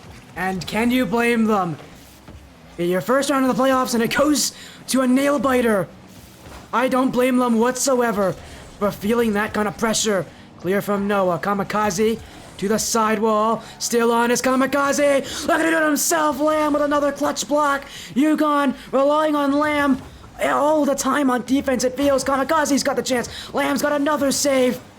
Again and again, Lamb keeping it alive. Now he's got the dribble. The pop on targets. Kamikaze's got that one. Back and forth we go, and still no team takes it. Noah, second touch. That one not on target, and it will be kept out by Kamikaze again. Kamikaze and Lamb both taking shots at each other, and yet nobody can get that breakthrough. It will take a moment of brilliance to see one team win this series. And this game is on an absolute tightrope. The margins with which these guys are playing, absolutely invisible to the naked eye. One mistake is all that it will take, and we always see one player back just in time to keep it locked down. Big clear from Lamb. Kamikaze will meet it at the midfield, but it looks like Gavin's first to it. Pass off the corner is good. Nobody diving in. UConn would rather not commit unless it is a completely safe opportunity. Gavin up into the air. Does he have this flip reset? Tries to send it through. Noah with the follow-up will not be allowed, and we continue onwards. No goals yet. And we keep on going. I mean, at this point, this is, I think, the longest overtime so far this series. And of course, it comes in Game 7. 2 minutes of OT now. This series continues to impress and continues to inform Kamikaze to Drago. That will be kept up high. Gavin, flip reset. That's Drago still on it. Noah Gonna keep it to the corner here. Second touch dunk from Vulcan. Yukon will get to it. Pinch down the field. That's the back wall. Kamikaze doesn't have it. And Noah will finish. The pinch down the field. Yukon with the creativity. Sloth Mafia are sent to the lower brackets. Oh, and Kamikaze's so close to finding that read in defense. He saw that the ball was coming straight down, but just could not make the touch. And it is an incredible clip, absolute banger. UConn, despite their difficulties, they actually make the double commit be the key to winning that Game 7 overtime. Team pinch to set up the closing goal. That is GG's. And who else but Lamb to get the assist? The fans have been asking for him, have been chanting his name all series long, and they have a right to do so. Lamb with the clutch play. He's made so many of them in Game 7, but that goal was the clutchest play of them all. A big win for him, a big win for UConn, and what a matchup. What a matchup indeed. What a series. We really had it all back and forth. Both teams each having one completely crushing victory early on in the series. We saw multiple overtimes back and forth. Neither team ever having more than one game of lead in the series. Really as closely matched as you can get between those two.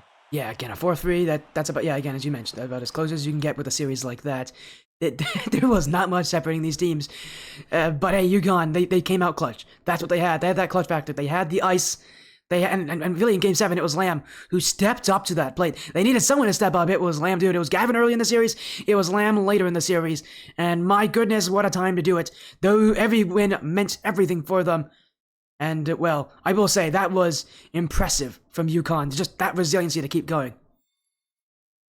Absolutely. You know, there are so many moments during a series like this for either team where you can get down on yourself, and we just didn't see it come out. Both teams stayed locked in until the very bitter end, and that's what we hope to see. That's what we come out for when we come out to watch this competitive Rocket League. As actually, we're gonna get an interview here with the UConn players. We always ask for interviews. I think they want one. And we'll get them in here for a little chat. Our next series, by the way, will let's find out. Our next series will be Breeze Black versus Esports Tower Sharks in another best of 7, another Premier Series matchup. And if it's gonna be anything like this one, well, I'm all ready for it. As again, we're gonna make sure we get these guys in for a quick little interview, a little chat. I do hope we can get the whole team to join in here for UConn. Don't worry, we'll be alternate questions for them because, of course, we have to. Again, this will be really, really fun for again for us. But again, reminder, next series will be starting in, very, very soon. As a follow coming from Breeze. Thank you for the follow, Breeze. As again, oh, it sounds like it's gonna be Shivo only joining us here. Welcome in, Shivo. That was tense. I know you're still probably feeling that adrenaline, Shivo. But now the series is over. Tell us how you're feeling right now. Definitely a little stressed, but you know, we kind of pulled through. So I'm happy. I'm happy that everyone got to play. You know, because that was a really big thing for me. It's just trying to get everyone in and trying to get see who's working best together. So had to throw in Lamb at the end, you know. He was playing really good defense, and I just wasn't feeling myself, so we ended up pulling out with the dub, and I was happy. Man, you guys, you know, definitely a roller coaster of a series, ups and downs. We did see a few errors in rotation and quite a few double commits from your team. How do you deal with that and make sure that it doesn't get to the mental? How do you lock back in after a mistake like that comes out and gets punished? Honestly, everyone's just like super nice about it on the team. We just tell them not to worry about it. Obviously, like all of us haven't really been playing with each other all that often, except for me and Lamb we're really the only ones that were able to play with each other a lot. So we're still kind of new to each other, so learning each other's weaknesses or different rotations and whatnot. So it's definitely still a challenge, but we're getting there, and we're just trying to keep each other positive and not let us go down the drain when it comes to mental. Well, again, this was a tough series, though. Yeah, you had that game 5, you lost in game 6. Game 7 was a crucial decision. Obviously, it seemed like already you guys had Lamb coming in, but you guys kind of had that minute in between. What did you guys say between game 6, game 7? Because game 6 was quite difficult for you guys to swallow, but game 7, you guys came out and you came out swinging. Lamb looked insane in game 7. I said it. He was so clutch in that final game. But what was it in between those games that you guys said to each other, you got kind of to help yourself out going to that 7th and final game? Honestly, after that last game, I was like, "Dang, I suck right now." So Okay, I was like, I see "Lamb, how it is. Lamb, you got this." Kind of put him back in, and I knew he's a very passive third man, so I kind of knew that he was gonna come in there with a good defense. So Yeah, chat I loves just him. believed. Chat loves him Yeah, for, yeah, of and I course. can't blame them if Lamb plays like he did in Game 7. Again, I'm assuming he does it consistently because he's played insane defense all series long. Game 7, he performed. He popped off. Oh yeah, yeah. Nah, he's a great addition to F. I love him. Also, chat's also asking for a Lamb interview. I don't know if A Lamb interview? yeah, if Lamb can join. I know you're asking for a chat. Again, if Lamb wants to join, we can have Lamb join. I don't know. I'm waiting for the server. Let's see. Yeah, we'll see if Lamb wants to join in. I'll let Don't worry, Noah chat. know. I'm reading your messages. The nice ones and the not so nice ones. Don't worry. I will. I would love to chat with Lamb. I think Lamb's a fun person. As it sounds like, oh, you actually might. Yeah. Again, if we can get, we might actually get the UConn team in here because I know chat wants Lamb. I know they want this team to join in. All right. I see you guys in chat. Also, I have no problem if you guys want to be critical. Like, I don't really mind too much. That's There we go, again. there we So we got that's Noah. That's There we go. Noah's Shiro was just giving us some some pauses here, some dramatic pauses before we get Lamb in here. Sorry. But welcome in Noah. Zion, you want to ask Noah a question? I guess while we're waiting for Lamb. Man, I do gotta ask. This maybe this question should wait for Lamb to come on through. What are your thoughts? What are your thoughts in that moment? You've just team pinched the ball. You see it up so close to the ceiling. I imagine somebody's calling that it's dropping straight down. What are you thinking as you drive up to the goal right there? Oh man, I had Lamb with me telling me it's going down right in front of the net, and I knew driving up to that we were gonna get that secured. Yeah, Was the pinch called out? I gotta know. The pinch was called out beforehand. Lamb said he was gonna go for it, and I was like, "Let's pinch it." So it was a super cool play. Yeah, Zion said it wasn't. How dare you, Zion? You said What didn't you say it was like Crazy. like a somewhat like a fortunate pinch? Anyways, we can talk about that afterwards. I hope I didn't. I certainly didn't. I feel like I remember you saying that. Anyways, it was said that they used the double commit to their advantage. yeah, they did use double commit. That was no, you're right with that. As also joining us, by the way, and I know chat loves it. It's the fan favorite apparently. Lamb's in here. Lamb, my goodness. Again, you guys take the series. It was close. Your next matchup is against Buns. That's gonna be a fun opponent. Yeah, that's a scary team to play against. Buns, who who ended off their season 7-2. And you guys had to play them in that later season. You did. They swept you last time. Obviously, looking to change things around. What do you want to say? If you had anything to say to the Buns team and the players, what would you say to them? Talking to me or like? yeah. the whole Yes, team? you, Lamb. Yes, you. Oh, me. Okay. Well, I didn't play them last time, but I mean, I don't really know what else to say. But like, Oh, good luck, so have fun. So that's the problem. Lamb didn't play them last time. Yeah, sure. That's the issue, I guess, is that Lamb didn't play them last time. So now that Lamb is, Yeah. that things are going to turn around. Well, I'd love to Let's hear just that. say their team name is Buns for a reason. Come on. Okay, there we go. Shiva is not holding Whoa. back. Zion, you have anything else that you want to say to this team? I think I've asked and said just about everything. GG's, you guys put on an incredible show for us tonight. Yeah, again, you guys played insanely well. Before we go, we're going to go through a quick little shoutout section. We'll start with Noah. We'll go in the lineup. Noah, do you have any shoutouts here for this stream? Or for anybody watching chat? I know you guys have a lot of fans out there. Shout out to the Lamb fam. Dude, you stole it. Guys pulled up. Yeah, I'm sorry for stealing. I know Lamb's gonna also shout you guys out, but Don't worry, we shout will out go to through you guys everyone. supporting. We're going to go through everyone. Don't worry. Yeah. Next up, we'll go to Shivo, the captain. Is there anything you want to add to that?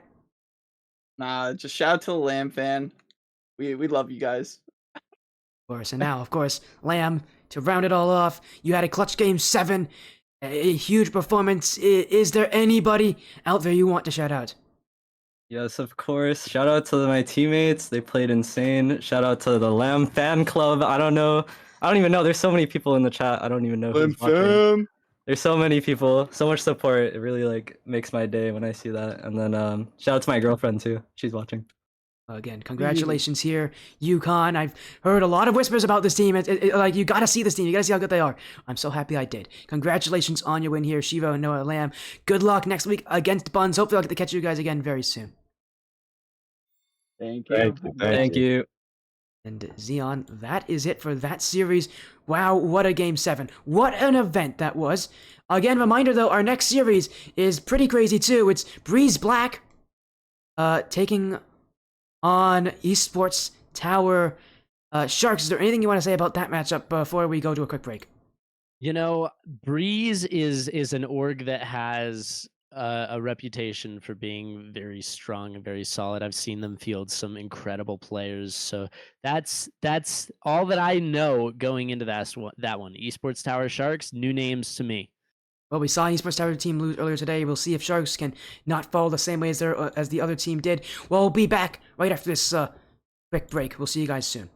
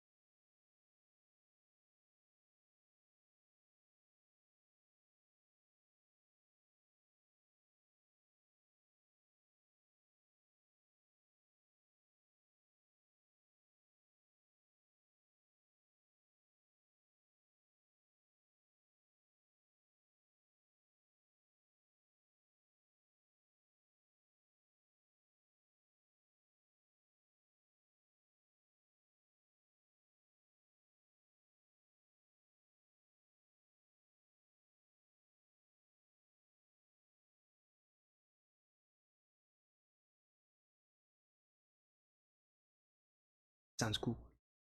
Welcome in, everybody. We've got one more series tonight for the Blackline Championship Series. Xeon still with me here for this late final match, or at least late for me. I learned at your mountain time, so it's actually not that late for you, but it's late for me here. As we got Breeze Black, Esports Tower Sharks. Take a look at that schedule though, real quick. We had some incredible matches today, including another one with an Esports Tower team with Esports Tower Gators. We saw Evolve Sakura lose to Evolve Obsidian in a sweep, then beat Esports Tower Gators 3-1. And we just saw with Xeon an insane Game 7 win from Yukon over Sloth Mafia. Now, Breeze Black, Esports Tower Sharks. One more series tonight, Xeon, and it's in the exact same division, the Premier Series. Another first round match. Another two teams stepping up to the challenge of the playoffs. And man, I mentioned this before, but all I know about Breeze Black is that they are an intimidating squad. You know, I haven't heard as much about Esports Tower Sharks. Is there anything I can tell you the record for the end of the season. Oh yes. The record at the end of the Let's hear season it. was 3-6. Breeze Black's record was 7-2. So, but they are in different groups, by the way. So yeah, Breeze Black are the heavy favorites in this. They're expected to take this series, but if we know anything about that, it's the playoffs. Anything can happen, and well, anything can and a lot of times will happen here. Esports Tower Sharks have a lot to prove here against Breeze Black in the first round. Well, I'm very excited to see however it plays out, and I'm very excited to see what the players are ready to bring to the pitch. We saw a lot of incredible plays. We saw some beautiful 1v3s, some gut-wrenching saves coming out in the last series, which was an absolute banger. If you missed it, go back and watch the VOD. It is 100% worth it. Yes, you talked about players. Let's go say hi to those players for us. Why not? Breeze Black versus Esports Tower Sharks. Here we go. These are the lineups as the captains have told me, and well, I'm just gonna say it. This could be an interesting matchup. As yeah, you mentioned again, this is gonna be fun. This is gonna be interesting. I'm excited for it. I hope all of you are as well, as this will be, just like our last series, a best of 7. And these best of 7s are always so interesting. It really gives the teams, you know, the difference between best of 5 and best of 7 is not that big, but it gives the teams what feels like so much more time to kind of grow into themselves, find a play style, make those adjustments, and it really lets them have more space to play in a weird way. The winner of this matchup again will be taking on the winner of Team Skyline Aurora, Sloth Sovereign. Gonna be interested in that matchup. Gonna be interested in how they play, because yeah, very likely that their next matchup will be against Team Skyline. But I actually don't know if that result has not been recorded yet. I actually do not know who won that, but we'll say I'm excited to see what will happen, because yeah, this one, well, is heavily in favor of Breeze Black. By the way, Prediction Bolt is live, so if you want to vote for either, we'll take this one and go do that now. Again, this matchup is heavily in favor of Breeze Black. They the much higher seeded team when it comes to this. But mind, these two teams are in different groups. Who knows what will happen? Anything can happen in the playoffs, and as you said, it's all about adapting. And I'm sure there's going to be a lot of that in this series. We expect Breeze Black to come out the gate swinging, and it'll really be up to Esports Tower Sharks to find a way to interrupt that. You know, I will be very impressed if we see early surges from the Sharks, but you know, that's a lot of theorizing by me, and will become a completely moot point when we see what actually happens on the pitch. Yeah, it will be. Again, this is a big series. Again, we'll take a look at that playoff bracket. Well, again, we talked just like so much is on the line. Mine is a stage 2 of the playoffs. It's a 4-team double bracket. If you qualify in that upper bracket, you're going to be in the upper bracket for stage 3. If you don't, you go through the lower bracket, you're going to be in the lower bracket for stage 3. And, well, that's not a good place to be. You don't want to be in that lower bracket for stage 3, because it makes life very difficult. Again, this is a best of 7. Losers actually have to play in a best of 5, so if you lose, there's also that risk. A best of 5, upsets are bound to happen in best of 5s, and you don't want to go there. Absolutely. It's such a brutal format. It drags on so long, and you have to maintain your form so well during the entirety of it if you don't want to run that risk of dropping down and being eliminated. Again, getting confirmation here from Breeze and Esports Tower. They're both just finishing up their warm-ups, so we're going to get the series in just a few minutes again. So excited! This is the last series of the night. I'm happy to see these teams. Breeze Black, I think, again, their captain is Pulse, who I've recognized. He is a stat member for the Blackline Championship Series. That's probably why I recognize him. But it's gonna be insane. I'm so excited because there's so many. There could be so many scary players on this field, and really in the playoffs, this is where a lot of players can sometimes play their best. And well, you love to play, but some players just play well under pressure. We're gonna see if any of these players on the pitch can. Because I'll just be honest, I can't. I definitely can't play well under pressure. But that's why I'm not playing. So we'll see how these players can do. Man, I've actually just started playing competitively as well, and oh my goodness, I did not understand how hard the pressure hits, especially in that like game 5 scenario. You get on Champions Field, everything goes haywire, your nerves go crazy, it all goes out the window. Yeah, so, I mean, there's already going to be nerves, but like, to be fair, these players are probably some of the ones that are the most used to it. They play so often in these kind of matches, but yeah, playoffs is a whole different story. Even to the best, playoffs can be daunting, and especially if it's a bracket like this, where it can be long, where you might have to play tons of matches. We might even have to play sometimes even 2 matches a week. It can be really tough. Scheduling is already difficult enough. You gotta put in the hours, and then when the time comes, it feels like all those mechanics, everything you worked on just kind of goes away. It just goes away. It's still there. It's just, you have to really reach back and find it. Playing well under pressure is such a difficult thing, but for these teams, they gotta get used to it pretty quickly, because that's gonna be what they feel every single time they're in a matchup here from here on out. You know, and these teams definitely have a little bit more experience in that scenario. Not only have they reached this point after the end of the season, but you have absolute veterans like Pulse, like J-Ritz, coming in on the Breeze Black side of things. So expect to see them being cool as a cucumber, as the kids would say. As the kids would say. All right, then. That dates you, I guess. All right, then, Xeon. No, but I do agree, yeah. Having experience does help. The thing is, it's not, and I've noticed this more often, especially when with all these really young players, just being confident, sometimes even being overly confident, even to the point where you may be a little cocky, that's even more impressive. And that usually can separate you, as we do have some players joining in. It's Liquid, J-Ritz, Joey joining here of the Breeze Black side. Now, well, we're going to wait on Esports Tower Sharks to join on in, but again, everybody's just kind of getting some things sorted out here. We'll be getting them in just a moment. I mean, gotta say again, best of 7, but you know, the pressure really doesn't come until you like hit the pitch. Then you realize, wait a second, this is the moment. And for these teams, they know this is the moment, and especially with it being that first round, kind of got it back into it. Even though these players are useless, they've all been to the playoffs before. These are all very experienced players. You don't get to the Premier Series without a lot of experience in this league. But even so, the playoffs still hit. You still kind of get that little bit of nerves every single time. I've noticed that from my time as playing. I've been to the playoffs a lot in my time. No, obviously not in Blackline. I'm not that good, but I've been to the playoffs a lot. I can tell you just how nerve-wracking it is. Even in a matchup where you might be a better team, you still feel it. I mean, I talk about my experiences. Recently, I was on New Age Panthers. We played against a team in the wild card for Skyward Series. We swept them. It was a matchup where like everybody played really well. I had to sub in though for that series. I didn't usually play for them. I had to win the last 2 games, and my goodness, my hands were shaking. Even though like we were well in control, my hands were shaking. I can only imagine how these players are feeling. It's probably not so easy for them to imagine that. Man, you speak of personal experiences. A couple of weeks ago, we went to a game 5 against a team that we were up early in the series against, and I was starting to get tense. And man, did I try my very hardest to throw that game 5. I absolutely owned gold over the top of my teammate's head as he was going for the save. Luckily, my teammates are far better than I am, and they were able to lock it down. But hey, that's why you have a team in the first place. Yeah. That's what it's all about. But again, I think we can. But again, that pressure, ooh, it's going to start the build here, as again, we're still waiting on Esports Tower Sharks. Again, these teams are, again, who knows, maybe we do have a bathroom break after all, for one of these matches. I mentioned it to Ajax earlier, in one of the other matches, as, oh, wait, Sharks should be joining any moment here, as they just said they're ready, meaning they will be joining in the lobby. They haven't joined in the lobby just yet, but they should be in just a moment here for, again, a best of 7.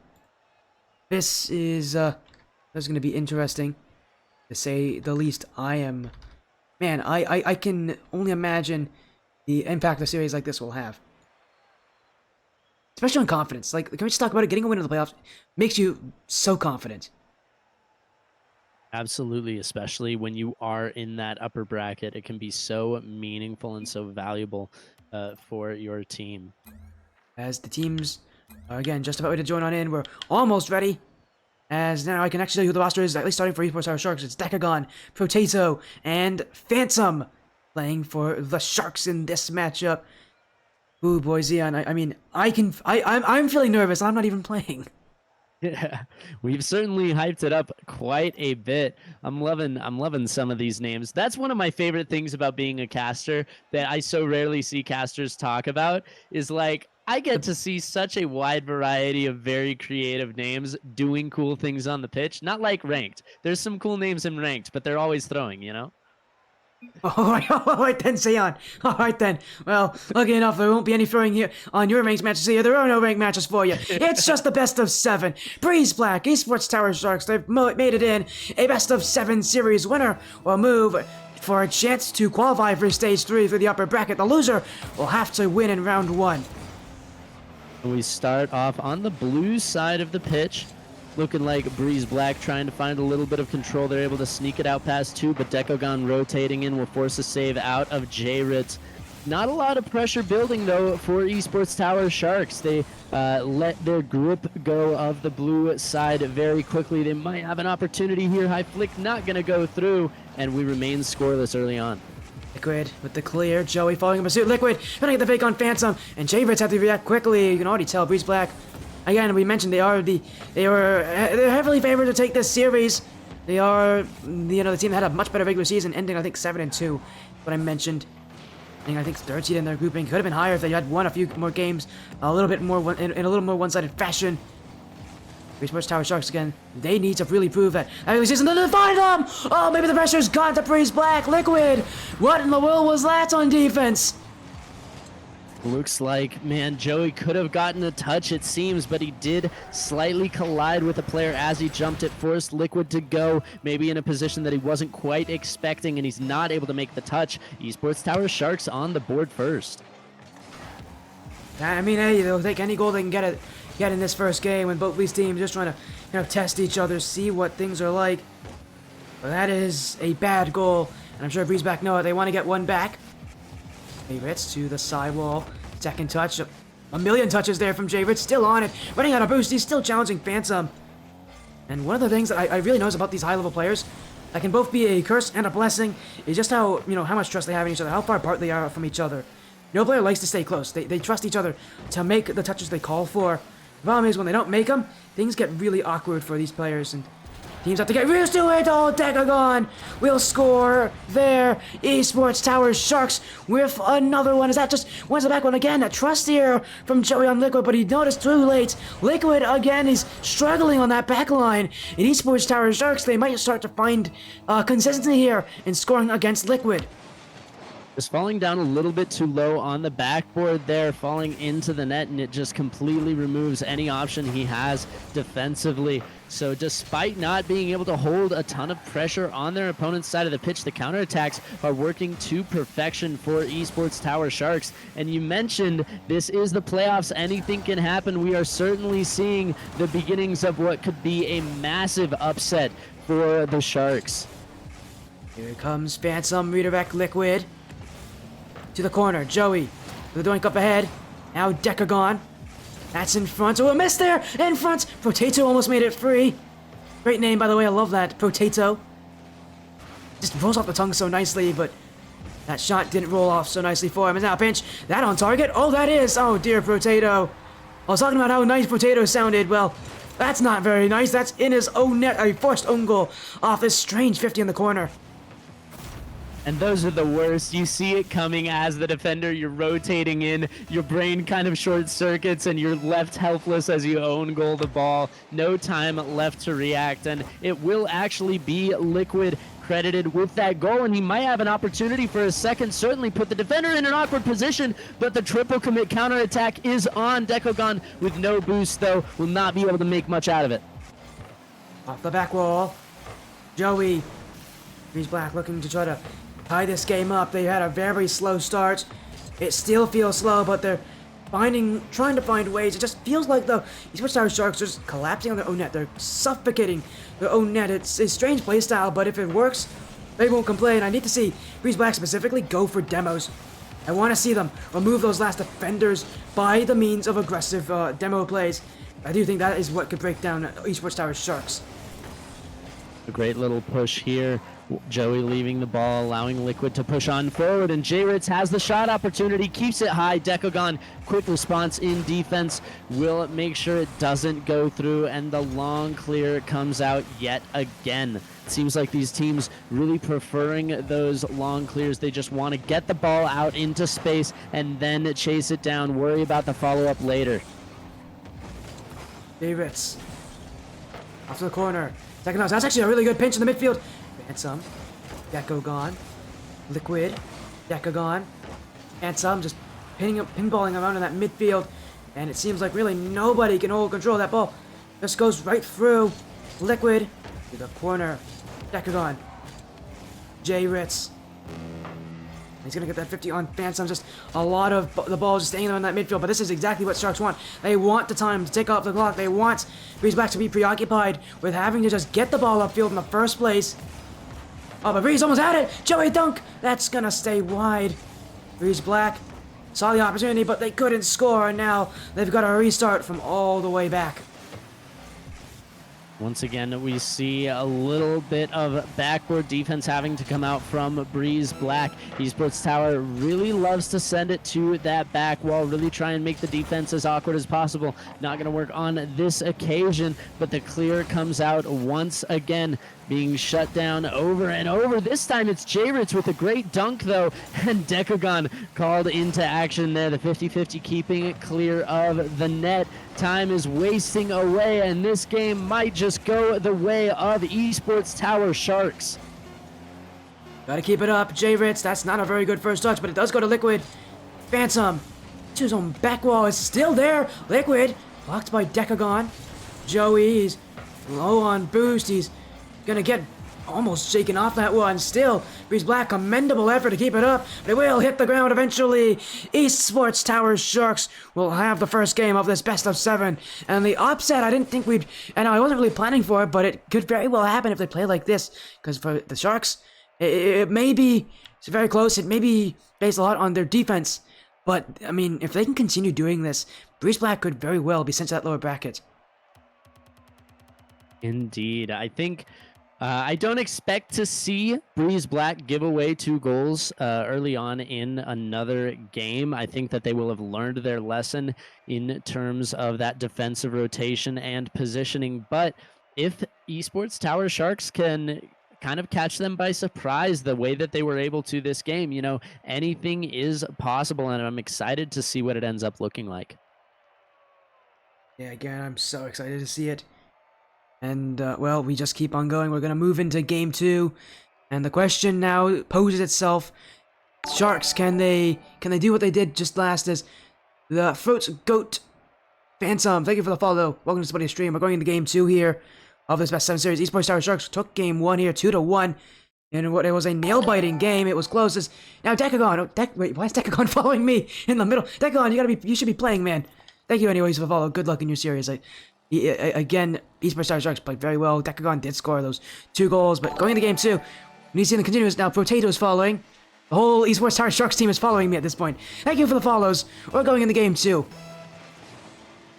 Starting off fresh on a new map oftentimes is the only reset that a team needs. Gives them all the confidence that they require going into the next game. J-Ritz looking to push forward. He's gotten through that corner now twice on the same push, but once again, it's Decagon making the necessary moves to push up the field. He really has shown so much ability in creating space for his team this series. Oh, I know, that's a great pinch. Liquid will get to it. We had a lot of questions about Liquid last game. He made a good amount of errors on defense as J-Ritz gets the flick past Phantom. But a strange looking play, but for Breeze Black, it's just defense. They'll play it however they need to as Decagon. Oh, there was a player up field there. Breeze Black knew about it. Great job from J-Ritz to cut that play off. He knew that there was someone littering up field for Esports Tower Sharks, and he knows he's the one who has to get rid of that play. Yeah, and look at how well Esports Tower Sharks are layering their challenges. They're sending one player at a time, trying to bait as many double commits, as many panic touches as they can out of the blue defense, and it is working. They're actually having more success this game than they did last time around in being able to hold on to this pressure. It's finally broken out of by a long clear from J-Ritz, and Y Joey with the follow-up sends it to backboard, drop down, the shots on J-Ritz, gets on the board first. And while you may have all the pressure, it doesn't always mean you'll have that first goal. That's just a tough read for Decagon. And J-Ritz knows that. That's why he's up that high. And it will fall through. Breeze Black with the first strike. And for the favorites, they really need to get themselves kind of back on track very quickly if they want to take this series. You don't want to let too many games fall away from you. Oh man, nearly an immediate answer by Decagon there. He was denied by, I believe, a pinch off the post. But the pressure, again, Breeze Black starting to look a little bit more comfortable, finding their way into their opponent's half of the pitch. Breakout opportunity, Phantom tries to find a pass. It'll be sent out into the corner and no follow-up available. Breeze Black allowed to take another breath. Yeah, I mean, every little chance they get on defense is going to relax. They'll take it. Again, those moments can help teams resets, as you mentioned. A lot of resets here in this series for these teams, especially when you're under that much pressure. Now it's the Sharks who have to play defensively, but Potato with a great jump in the midfield. So many challenges from the Sharks that are finding their way through Breeze Black. I love that the fact that they're searching for these challenges. They're not waiting for them. They're not waiting for Breeze Black. They're searching for it, and I like to hear that from them. Yeah, it really does show that they are confident. They don't care about the records so far in the season. Look at the confidence there from Potato as he taps that ball up high. They're just willing to play at their opponent's pace. They're not scared of any sort of scoreline. So here we go. That one capped out. So almost a dunk there from J-Ritz. Potato to the midfield. Joey. Liquid. Look to the back post. Potato will take it away. Breeze Black again. They're leading by one, but they're playing as if they're down by one. They want that. They really need that second goal. It feels like they as a team are not going to be able to do enough without getting some sort of a win in offense. They again, they're playing as if they need that second goal. And Zion, I would say though, I would argue if I was on Breeze Black that second goal is necessary, at least with how the series is going. You know, so far, you're never going to complain about that insurance goal, but they've managed to hold on to it now for quite a while. Less than 90 seconds left on the clock, and you see they're just playing for space. Joey all the way out to the side while Decagon looking to punish. He's got the reset. Pre-flip won't be good, but it's a pass over to Potato, and just like you called it, without the insurance goal, we are back at a tie game. Yeah, and Decagon really wanted that flip reset double, but it will be Potato who'll take it instead. Simple as you need it to be, Esports Tower Sharks. Find responses, and again, the tenacity of these teams, you talk about how you need to reset. Tenacity is a huge factor in that. Both these teams have proven that they definitely have that ability to bounce back whenever something wrong happens. And for Sharks, at least, after having been scoreless for so long in this game, you get those chances. Wow, that's going to mean a lot. What a dunk. Phantom, that's on the post. Decagon, saved by Liquid. And wait a second, that's an overcommit. J-Ritz will score. Esports Tower Sharks sent the house of that one. And they will pay for it dearly. Oh my goodness, and you can understand why they sent the house. That dunk was absolutely luscious, but it just was not meant to be. And all three players closer to the orange net than any defender that I could see there. It's 2-1 for Breeze Black. They've gotten their lead back. Here comes Liquid. Phantom. Now he's... What in the world are they doing back there? Oh my goodness, it almost worked for Decagon. Phantom shoots. Saved as well. Whatever that was from Phantom, he locked it. He locked his car with another player's and removed the defender. He actually disabled them from challenging a strange play, but Esports Tower Shark, they know what kind of situation they're in. That's a great pass. Decagon looking for the dunk. That's still in front. Rolling towards the net. J-Ritz with the block. And Esports Tower Sharks are quick to try to respond. Phantom. Joey. Ooh, stopped by his own player. Decagon. J-Ritz. Phantom. 10 seconds left. Here he goes. Phantom to Decagon. That's off to the back wall. Here comes Potato. Shut on. Saved by Liquid. And now Sharks gonna keep it alive here in game 2. Phantom off the back wall. He doesn't have that touch though. No one near. Potato's there. Still staying close. Liquid couldn't score, but it won't matter. Breeze Black have game 2 at last. And Decagon was bumping the goalie there as the time ticked down with just a couple seconds left on the clock, but the bump came through just a little bit too early, right before the shot was available. By the time the shot came out, the goalie was once again free to move forward, but man, Esports Tower Sharks showing that they can put those plays together even under the immense pressure that clock counting down, beeping in your ears can do to you. Yeah, again, you can tell like in that time it really makes teams scared. But again, look at this from Sharks. 14 shots to 5. They won on that shooting. Breeze Black just had to make an incredible 11 saves. So yeah, it's really an offense versus defense battle. And surprisingly, it's Sharks who are winning on the offense. The underdogs are trying to take Breeze Black by storm. Absolutely. Breeze Black building a little bit of momentum here. 2-1 in game 2. They're able to tie up the series. Will they reach the form that we expected from them coming into this based off of score lines, or will this just be an even matchup? Well, I would love for it to be even. We saw last series how even matchups work, Xeon. They go to game 7 overtime, and we get really hyped for it. We'll see if this series has that same way, but again, it's back and forth. Both these teams are fighting tooth and nail for it. But with Breeze Black having taken game 2 by a slim margin, every game seemingly taken by slim margins, anything can happen. And anything, I mean, we've already said it, anything can happen, anything will happen. Breeze Black, though, trying to prove that they are the favorites in this matchup for a reason. It's going to be tough if they're not winning in the amount of shots they have against Esports Tower Sharks. And I was really liking what we saw there at the beginning of this game. It is just priority passing for Breeze Black. Third man not able to dive in. It's passing now down the other direction. Liquido is able to keep that one out of the net. But from Breeze Black, I think that's exactly what we need to see from them in offense, is just first touch, first priority is finding your teammate, pinging the ball down to them, keeping the defense on their toes. Potato. To the back wall, Javits doesn't have it. Decagon, ooh, that's an interesting touch there. Javits has the dribble, but Potato will challenge Joey to the back wall. Second touchdown, and saved by Javits. No way, Javits. Oh, he got in the wrong place at the wrong time. And Javits, he's gonna be a bit sheepish now. That one should have gone in.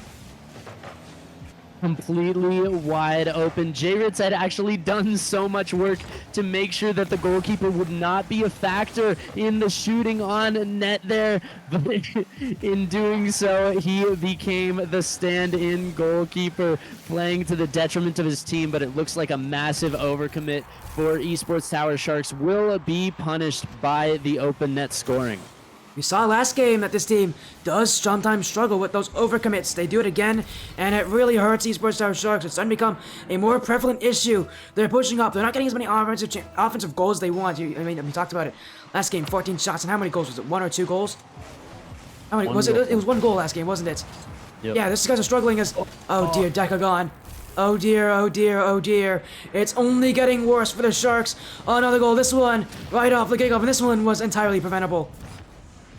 The backward touch from Potato. I think we saw a demo on the play. I think Joe demoed Phantom as he approached the net there, and then it's just a beautiful read. He knows that he can hit the defender with the changeup. He's got him in such an awkward position, so very, very well done by Joey there on the play. Here we go, dunk from Potato. Back wall, Decagon couldn't put it on target entirely. Liquid will look for the clear. Phantom, when he's bumped out, but Breeze Black are still just playing up right now. I mean, you can just see this. They're really enforcing challenges, and you like to see just how many there are. As Liquid, oh, he just sent that one away. Joey, no way. Joey couldn't get the second touch. David shoots. David scores down the field. Breeze Black with one incredible transition. That is a beautiful three-man passing play. The defense scrambling in desperate hopes to get back to their net, and they just cannot match the speed coming out from Breeze Black, who seem to be finally finding their stride, and they are going to look to snowball with all the momentum that they possibly can. Did you just say snowball?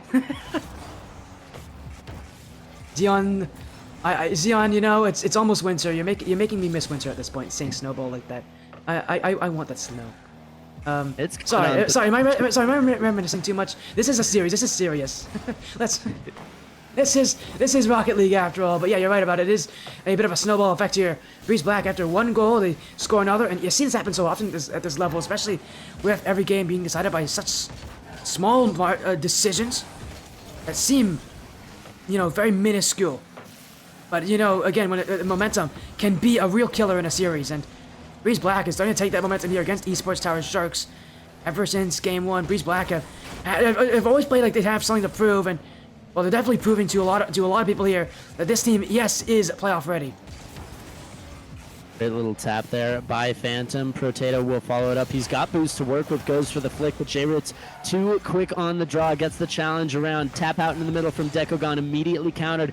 Joey with an opportunity, drops it off the backboard looking for a teammate. Not anything quite coming through yet, and it will be Dekogon with a clear into the other half of the field. Here we go. In towards Potato, save, but double commit from Breeze Black.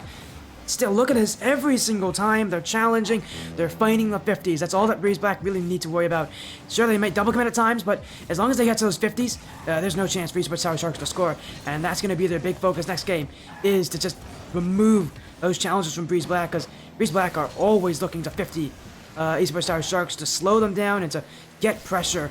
And, well, it's going to make things tough, but they got to be able to counter that with some good players like that from Potato. What an interception! Esports Tower Sharks with 36 seconds remaining. Potato launches that one down the field and into the net.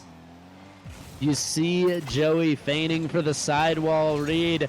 Potato saw it too far in advance, and boy, was he ready. Such an incredibly powerful touch. You really don't execute on a cold read like that any better than we saw right there, but immediately they give it right back. Joey says, hey, I can do that too. You want an interception? Check this one out. Yeah, Joey's gonna give one right back as he takes that away from Phantom. And I really haven't actually said much about Phantom. He's been really quiet this series. And, well, I will say, if there's anybody I'm looking at to really step up, it would be Phantom. I haven't heard a lot about Phantom. I haven't seen a lot from Phantom. It does worry me, as that's a really good play off the back wall. Not in for Breeze Black, but I mean, at this point, this game's over. Going into game number 4 here, Xeon. Breeze Black have all the momentum, all the pressure. And for Esports Tower Sharks, I need to see some of these players step up a little bit more. I absolutely agree. You know, we're starting to see that skill difference really show. Breeze Black are starting to run circles around their opponents, and you can see the difference in recovery speed. You can see the difference in those early reads, how early they're able to jump up, find those pre-jumps, find those passes before the defense can even react. So it'll be very difficult for Esports Tower Sharks to come back from this. When you're playing against a team that has a higher speed ceiling than yours, it really comes down to making sure that your decision-making, your rotations are completely flawless, but also that your first touches do not get away from you. You need to be in control of where you're sending the ball, whether it's taking possession or passing it off to a teammate. That ball has to go where you want it to. Yes, now again, we're going to move into game 4. Breeze Black are starting to run away with this series, and the Esports Tower Sharks need to stop them before it becomes too late. We've seen a lot of teams where they are off a series 3-1, and then that's when the other team kind of starts to get things rolling, but you don't really want to get yourself into the series after, you know, having match point against you. For Sharks, this next game is going to be truly important to see how they're going to hang here with this Breeze Black side. Utopia Coliseum being the backdrop here. Absolutely beautiful map. Maybe my favorite map. I'm still not quite sure, but it's easily top 3. We're going to see whether or not Breeze Black are able to do it, are able to put themselves on match point here. It'll start with a kickoff out to the sidewall. Phantom sends it mid, and why Joey has just been fully unlocked since the end of that last game. He's willing to jump for anything, and more often than not, his read seems to be on point. Oh, you like to see that goal from Liquid as well.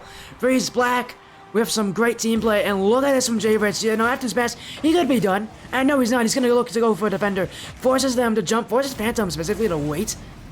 Phantom would have gone to that one at least a little bit faster had he not had to consider that challenge from Jay Ritz. And Breeze Black again are on the board quickly. And you can really just see it. It is a full team effort here as Esports Tower Shark are just trying their hardest to stay relevant in this series, but it's slipping away from them. Slipping away indeed. Very early goal, not what you want to see if you are an ETS fan. This one clips out. Joey's there for the shot. He snuck it over, barred down, and it will find its way in under his name. Beautiful shot. Hey, it's a second goal for Breeze Black, and again, I mentioned it, they're starting to run away with this thing. And I said Esports Tower Sharks need to do something to slow this team down, to stop them in their tracks. They have not done that. In fact, it seems like Breeze Black have just gotten better ever since that last game win. It just feels like every game they're ascending even more and more. And now the true question's asked, can Sharks get back? Well, maybe they can. Because I did ask that question. And Phantom is saying, here's an answer. We've got 1 goal back, and now only 1 more is needed. We saw a big miss there by J-Ritz as he jumped up into the air. Joey wanted to bring that ball down into possession, didn't realize that the 50-50 was coming in so quickly, had a little bit of a bad angle in it, and it goes straight into his net. We'll have to see if they can replicate that or if Breeze Black will have learned their lesson. That one goes just wide of the net. A little bit of a missed opportunity, but they still hold the 1-goal lead. As here we go. For Breeze Black, they're still leading, but Esports Tower Sharks, I mean, they're starting to kind of wake up into the series. They know what's against them as, wait a second, everybody's kind of conglomerated into that midfield, but it will go wide. Decagon, no double tap, and Joey will flick it out. A scary situation for Breeze Black. Everybody was caught on the same side of the field at the same place, and it won't go in yet as Joey clears it to the corner, looking for outplays to his players. Joey, dunked by Phantom. Jay Ritz.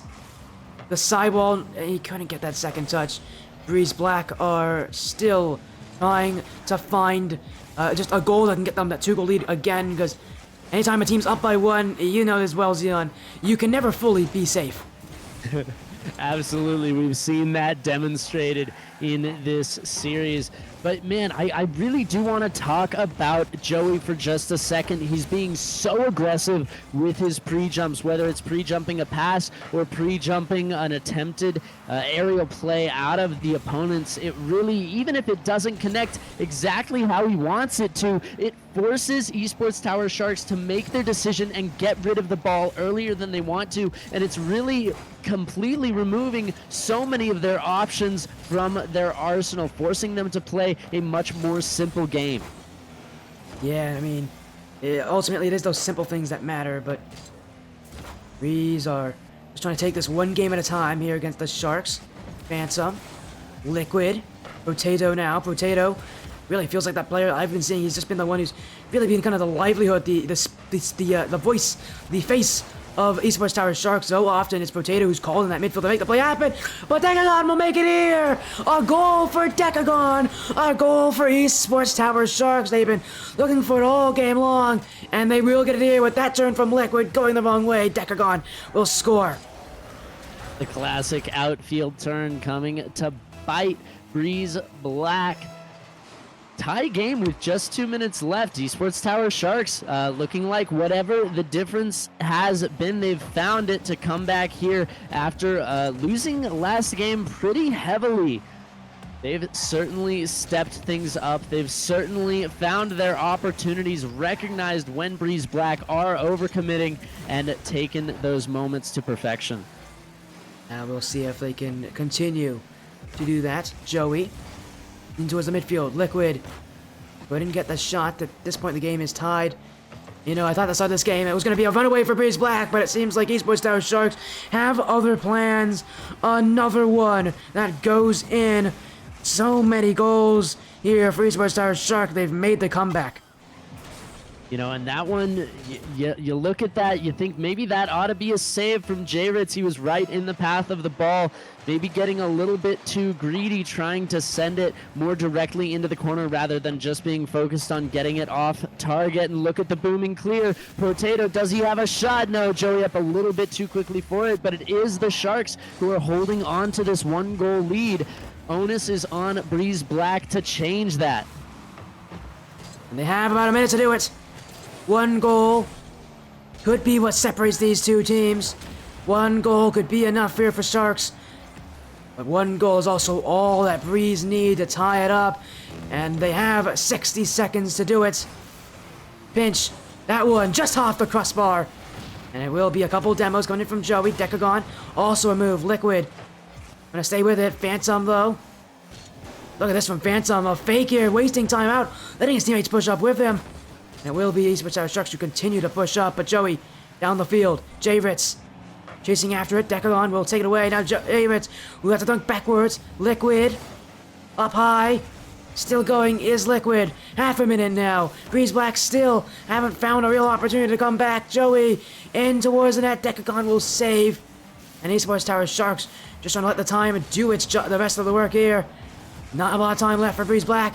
Maybe 1 or 2 more chances. We'll see if they can get it. Joey, what a beat! Wait a second! Net's open! On! And it's saved by Decagon! The captain comes clutch for Esports Tower Sharks! And this game might as well be over. Sharks need to let it hit the ground. Potato will do that there! And what a save from Decagon! The Sharks have tied the series up at 2. Oh my goodness, what a game for the Esports Tower Sharks. A huge opportunity there at the end. The 2v1 between Joey and Liquid, but they just couldn't quite bring it through. Decagon too solid on the defensive end. And man, what a game. And it really seems like Breeze Black just in the second half could not find their footing. It seemed like they didn't even know where they were, couldn't find a read on their opponents, couldn't find a read on their teammates. They need to lock back in. Yeah, again, it felt like they kind of, left that headspace that they were in so confidently before. And yeah, the real now challenge for them is, can they get back into that headspace? This series is guaranteed to at least go to Game 6. It's another long series for these teams, another tough back-and-forth matchup, Xeon. What a way to end off the night is to have a matchup between two teams that feel so far away from each other, and yet you can tell these teams don't have too much separating them. It's very interesting, the back and forth between these two. Certainly not a tale of dominance per se. It is one of a lot of mistakes, a lot of who is playing just slightly better, who is making fewer errors on their side of the pitch. And last time it was Esports Tower Sharks. Can they hold it together, do it again, and put themselves on match point here? Well, it seems like it's any team's game to win by now.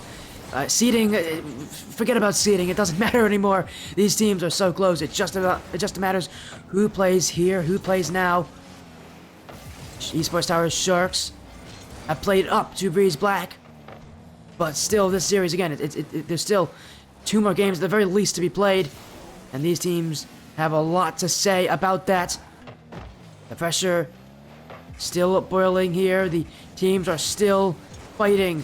And again, they just keep on looking. Joey, the reset, maybe off the corner. That's a good second touch. J-Ritz, saved by Decagon. And Breeze Black will still search. Now here comes Liquid, off the sidewall. Phantom, maybe looking for Decagon, but that's dunked by Joey. And Breeze Black, again, you talk about the challenge game. I've talked about the challenge game a lot from Breeze Black. It's so incredibly heavy on the challenges. They like to jump in for big challenges. If they don't connect, that's where it becomes difficult. But when they do, they throw their whole body at that. They throw everything they have at that challenge. And a lot of times, it will rock Esports Tower Sharks.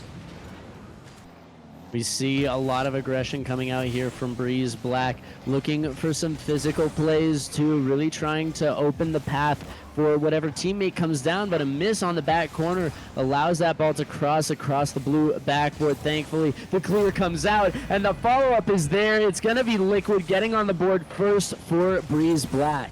And this was very casual from Phantom to let Liquid have that shot, and that close to the net. Liquid will take that happily. Phantom did not pay attention, and he will be a bit disappointed himself there. He definitely didn't think Liquid would just shoot that, but when you give him space and that kind of an angle, Liquid will find it.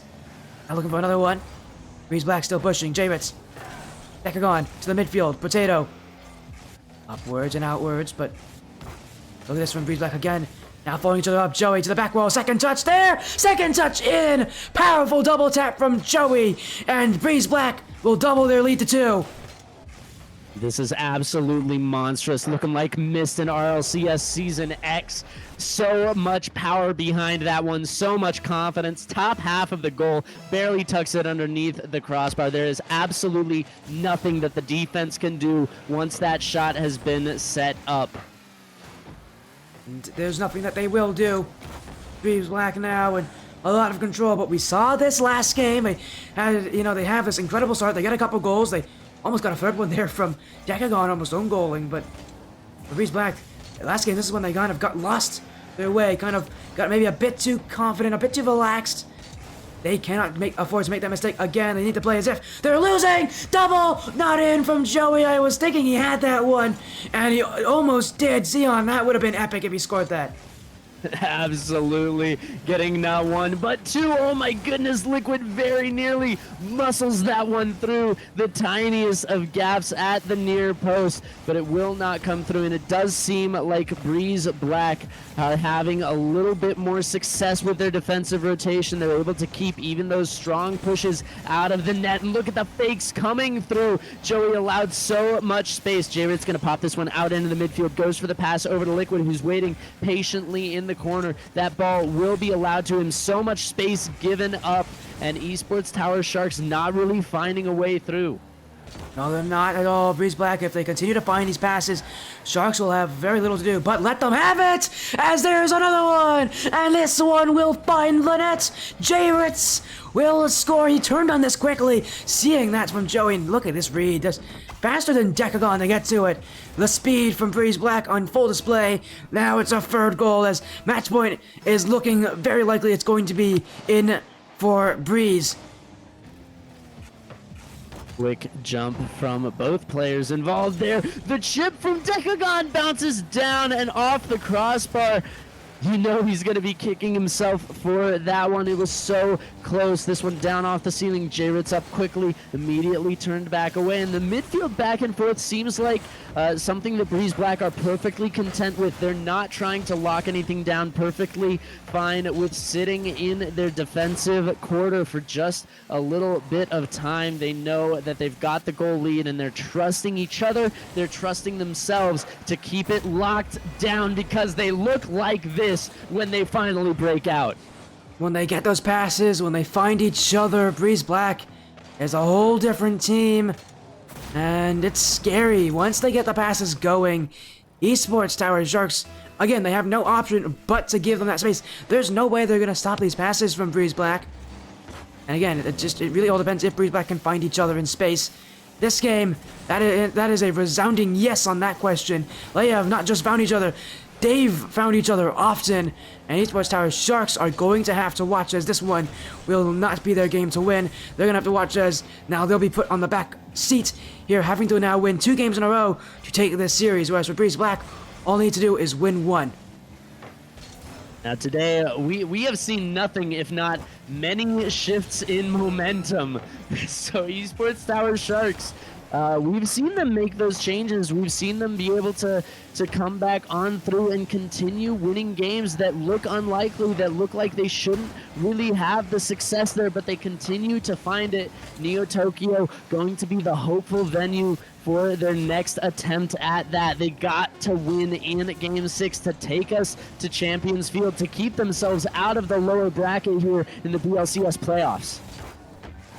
Premier Series has been a hype series today, and a little more hype there with that shot from Potato on 0 seconds. Esports Tower Sharks we'll say they're not going to be shut out after all, but maybe that will help them out. We're going to go to Game 6, and yeah, I just said it for the Sharks. Hopeful. We've seen teams make that shift. We've seen teams where they're down, their backs against the wall, and they come out swinging. Sharks need to do that too. They need to come out with a lot of aggression. And it's gonna be a very difficult road, but again, not the first time that we've said that this series. Breeze Black has already won these very dominant games and then dropped the game afterward. They have struggled with holding on to that momentum and keeping it completely locked in, allowing these little mistakes to happen. And you mentioned it may be a little bit of complacency. They may be getting a little bit too comfortable, starting to underestimate their opponents. I hope that this is not a mistake that they will make again. You would think that at this point, that's something that they're going to be watching out for and something that they're going to take very seriously as we get into the next game. The Stage 2 semifinals have been set for a while, and now we're going to Game 6 with the series seemingly starting to kind of wrap itself up, but Esports Tower Sharks are trying to write their own history here, trying to write that final chapter, trying to say, no, this is our series to take. They've done so well to keep up with Breeze, to keep up with the heavy favorites, but it still hasn't been enough for them. But this series goes to Game 6. Esports Tower Sharks must win from here on out to take this series, to move themselves into a position where they could qualify to that third stage through the upper bracket.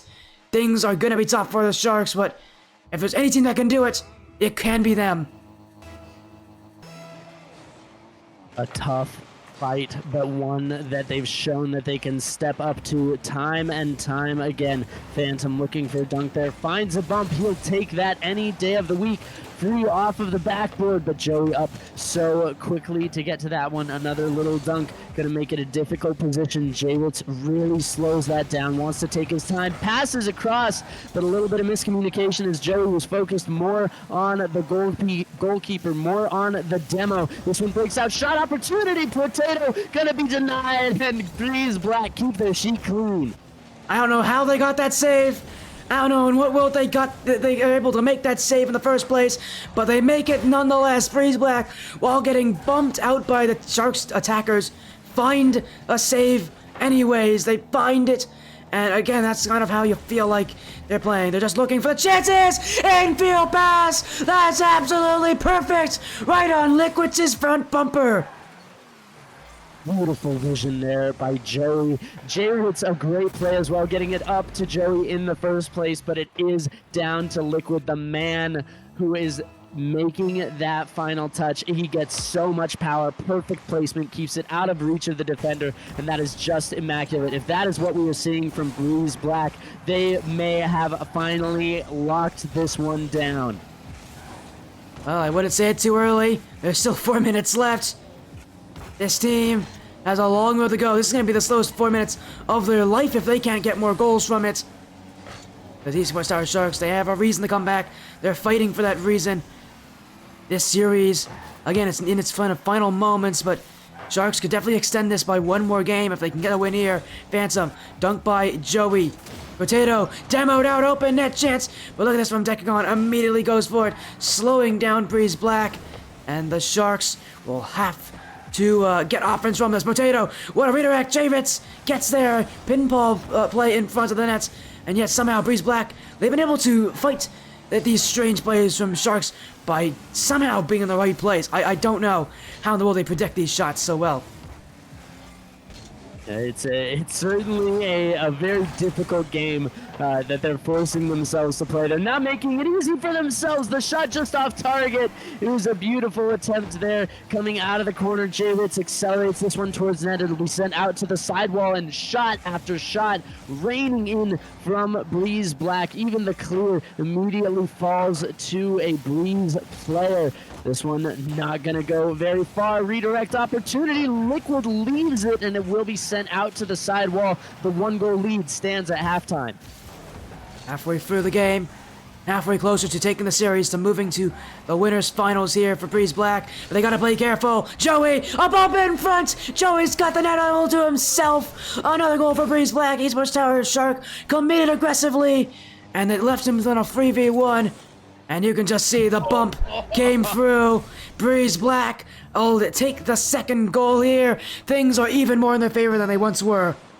You love that from Liquid. He drives through, hoping to demo the defender at the near post, misses him. The defender sitting smartly in net. He doesn't care. He doesn't let himself be bothered. Just goes through the net, a little bit of squishy action, catches him on the exit for a beautiful goal and a little bit of insurance, a little bit of space to work with for Breeze Black. Now you can see them using their time so much more, taking a more scenic route to the net, trying to burn that clock away as they continue to push for more and more.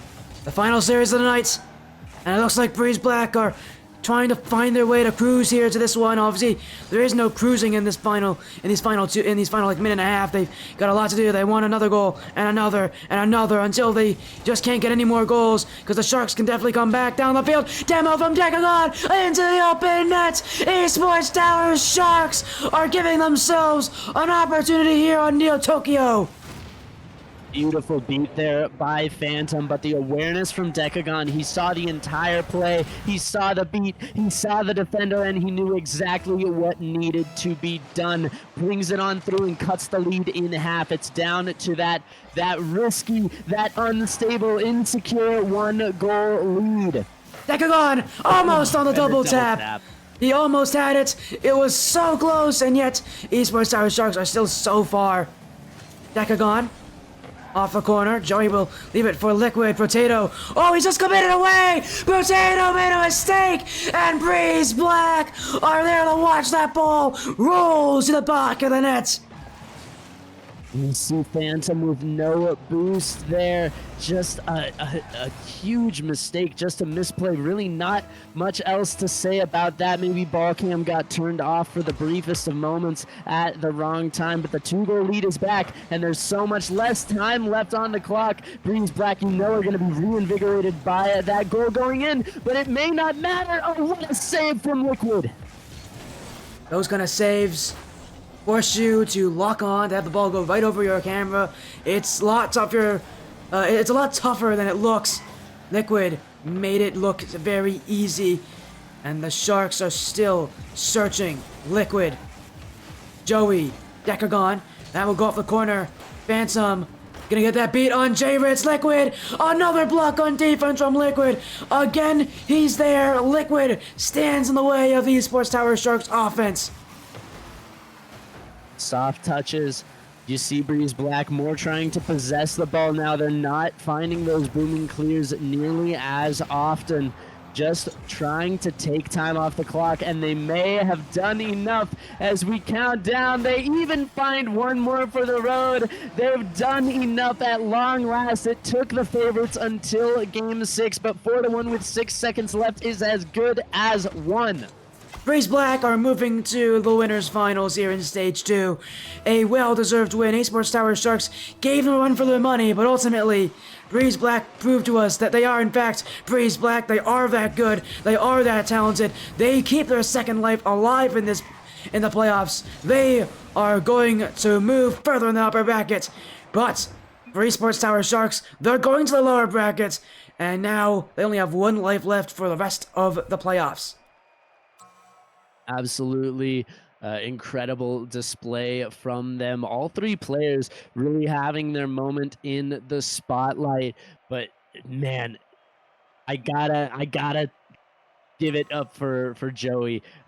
Despite multiple other players having their MVP moments, I felt like he was doing so much in the midfield, being a disruptor, and the goals that he did score were just incredible. Yeah, they were. That was incredible from them. As again, a 3-2, wow, a 4-2 win. What a final match of the night here, Xeon. These matches were long, but my goodness, they were entertaining. Like we have to admit, those were some really good matches here, and I'm so happy we got to see them. Absolutely, and thank you for having me, Sporty. It's been quite a night of action. It has been a Game 7.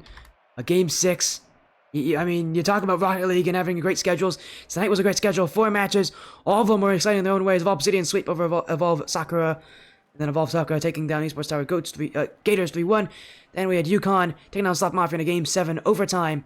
And then Breeze Black with a 4-2 over Esports Tower Sharks. That was, again, insane from them. But, wow. Again, congratulations to all the teams that won. But, my goodness, this night... It couldn't have gotten much better than this, really. Certainly not. The Game 7, we always hope for it. A little unrealistic to hope for it in every series we cast, but we got pretty dang close. Yeah, absolutely huge congrats to Breeze Esports defending their strong seeding here. Yeah, of course, and that will be it there for the night. Xeon, of course, now you've joined me, is there anything you want to say? Any, like, kind of final message you want to give to the stream here? Is there anyone in chat that you want to, shout out specifically? I mean, shout out Krusty Dog, dropped by a little bit earlier. Not sure if they're still here, but always love to see that name around. And that I'm Xeon. You can see my tag right there. You can follow me if you want to see more of that. Again, go support Xeon. He streams as well. He's an amazing caster, as you guys have noticed. Again, what a matchup, what a performance from everybody. Again, thank you so much for joining me, Xeon, and thank you all so much for joining me here in chat. What a night it has been. We're gonna end the stream here, but that was an amazing stream. Thank you all so much for joining us for your stream. Take care, have a great night. Xeon, tell everybody to have a great night. Have a great night, everybody. Thank you all so much for joining. We'll see you again on the Spotify stream very soon.